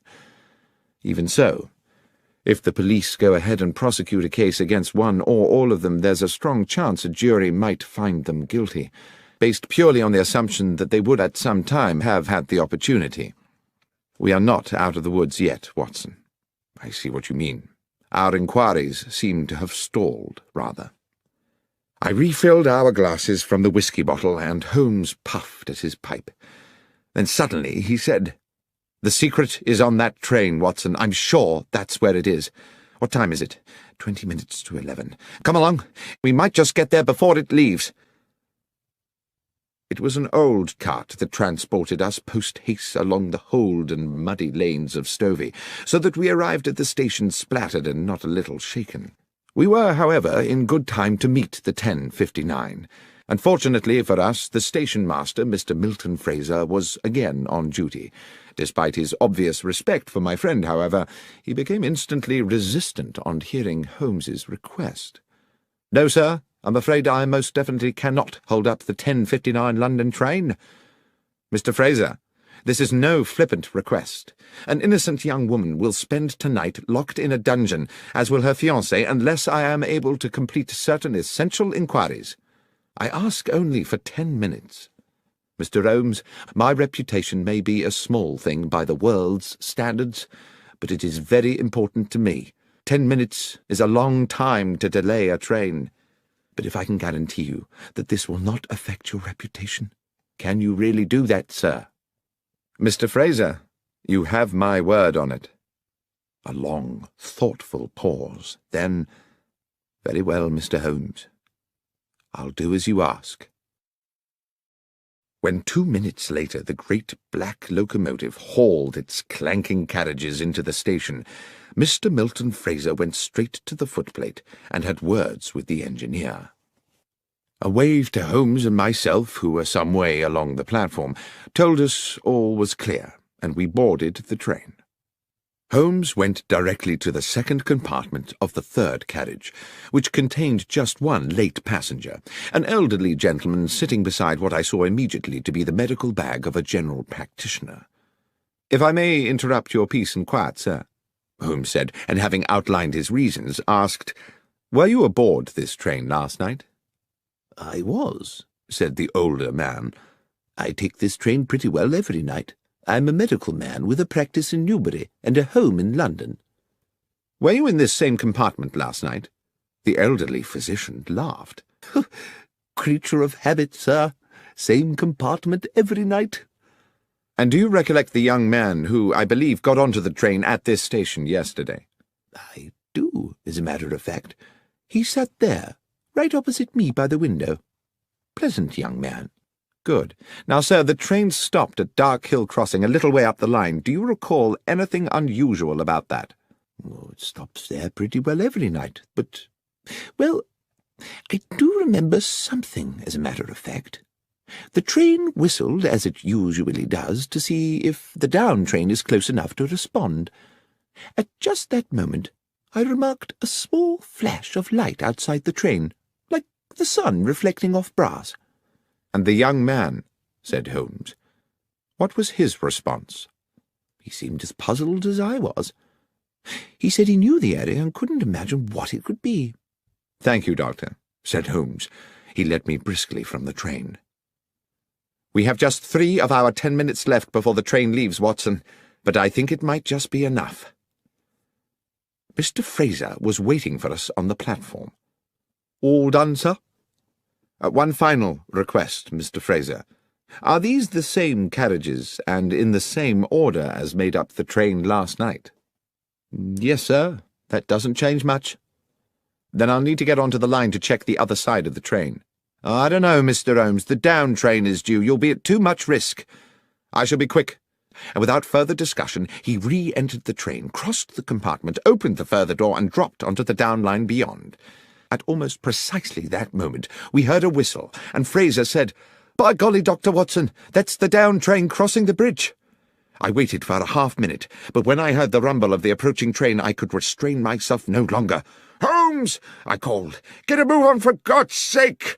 But the last words of my sentence were drowned by the roar of a locomotive thundering into the station and hissing to a halt next to the 10:59. I'm not sure what I thought had happened. I could see that Holmes had not regained the empty compartment for a terrible moment. I hovered in a cloud of anxiety. Then his head appeared, between the bottom of the train and the platform edge. He had ducked under the stationary train to avoid the incoming express. "Holmes, are you all right?" "More than all right, Watson," he said as he clambered back onto the platform. "Especially as I believe I can now name our murderer." He turned to the rather shaken station-master. "The train may leave, Mr. Fraser, but there are conditions. I see there are no facilities for uncoupling a carriage here in Stovey." "Correct, sir. There are no sidings here." "Then I must ask you to travel to London with the train, and to ensure on arrival that the carriage in which the physician gentleman is travelling is impounded at Paddington." "Good Lord, Mr. Holmes, is the doctor a suspect?" "No, Mr. Fraser, but one might say the carriage is." Despite his misgivings, the station-master was heroically compliant, and directly he had arranged for a message to be sent to his own family, he boarded the 10:59, which had now, for one night only, become the 11:25, and the train pulled out of the station on its way to London. "Well, Holmes, I probably don't need to tell you," I said, "that I am completely baffled." "You can be forgiven for that, Watson. It has been a puzzling business. But you do intend to explain to me how a train carriage can be a suspect in a murder case?" I will explain everything when we get back to the Horse in Colours, but first I must ensure that Beth Miller is released from that appalling prison and spends tonight in her own bed. It was long past midnight when we sat again in the comfort of the inn. Though I had not been present when Holmes had put his theory before Sergeant Berry at the makeshift jail, he had clearly made a convincing argument, because Beth Miller had been immediately released and sat with us now at the rough-hewn table where Samuel Carpenter, bubbling with the turn in fortune, was proving very liberal with his best ale. "So, who was it, Mr. Holmes? Who was the murderer?" "Well, that's not as simple a question to answer as you might think," said Holmes. "The simple answer is that Henry Weeks was the murderer." "Do you mean it was suicide?" I said. "Well, Watson, whatever we call it, there is no doubt that when Henry Weeks fired the gun, it was to murder Jack Carpenter." Around the table, Mr. Carpenter, Beth Miller, and I, all wearing similar baffled expressions, sat staring at Holmes, waiting for him to elucidate. "Henry Weeks," Holmes said, "went to the spot with the intention of killing young Jack. He knew the train would stop there, and he meant to get a shot at his victim through the carriage window. Things seemed to be going well for him. Jack Carpenter was sitting on the stovey side of the train, so Weeks would have had a good view of him from the lane. Here is what I believe happened. Weeks took aim, but at the very moment he was about to squeeze the trigger, the train blew its whistle. My guess is that the horse reared up and kicked the butt of the gun, hence that wound on the beast's foreleg. The gun went off." "Ah," said I, "that flash of light the physician on the train mentioned." "Precisely. The sound of the shot was probably drowned by the noise of the train. The gun barrel now tilted down, its aim sent low. The bullet hit the wheel bogie of the carriage. The mark on the metalwork is what I was so keen to check this evening, and ricocheted back to strike Henry Weeks." "So the train wheel was the killer," I said. "As I say, one could impute the train or the bullet or even the horse as accessories, for all were material in the death. But the fact of the matter is that Henry Weeks, in a rather elegant example of poetic justice, inadvertently murdered himself." Holmes and I took the first train back to London the following morning, passing on our way out of Stovey Station the sight of Weeks's lonely death. "What put you on to it, Holmes?" I asked. "I suppose you could say, Watson, that human goodness put me on to it." "Not deduction, then?" "Samuel Carpenter, his son Jack, Beth Miller. Good people, Watson. We were, if my instinct about them was correct, distinctly short of homicidal candidates. Then you'll recollect the nature of Weeks's head wound. Clearly not suicide, as you noted yourself, because of the shallow nature of the wound. But was it a deep enough lesion to have been caused by a direct hit at close range? That set me wondering about whether the bullet might have rebounded. My examination of the train confirmed it." "You're quite right about the wound. I dare say it didn't kill him outright. The poor man probably lay there for some while, bleeding to death in the cold." "Well," said Holmes, "perhaps that bleak hour may have given him time to reconsider the error of his ways." Sherlock Holmes, The Rediscovered Railway Mysteries and Other Stories, was written by John Taylor and read by Benedict Cumberbatch. It was produced by Fiction Factory and is published by BBC Audiobooks.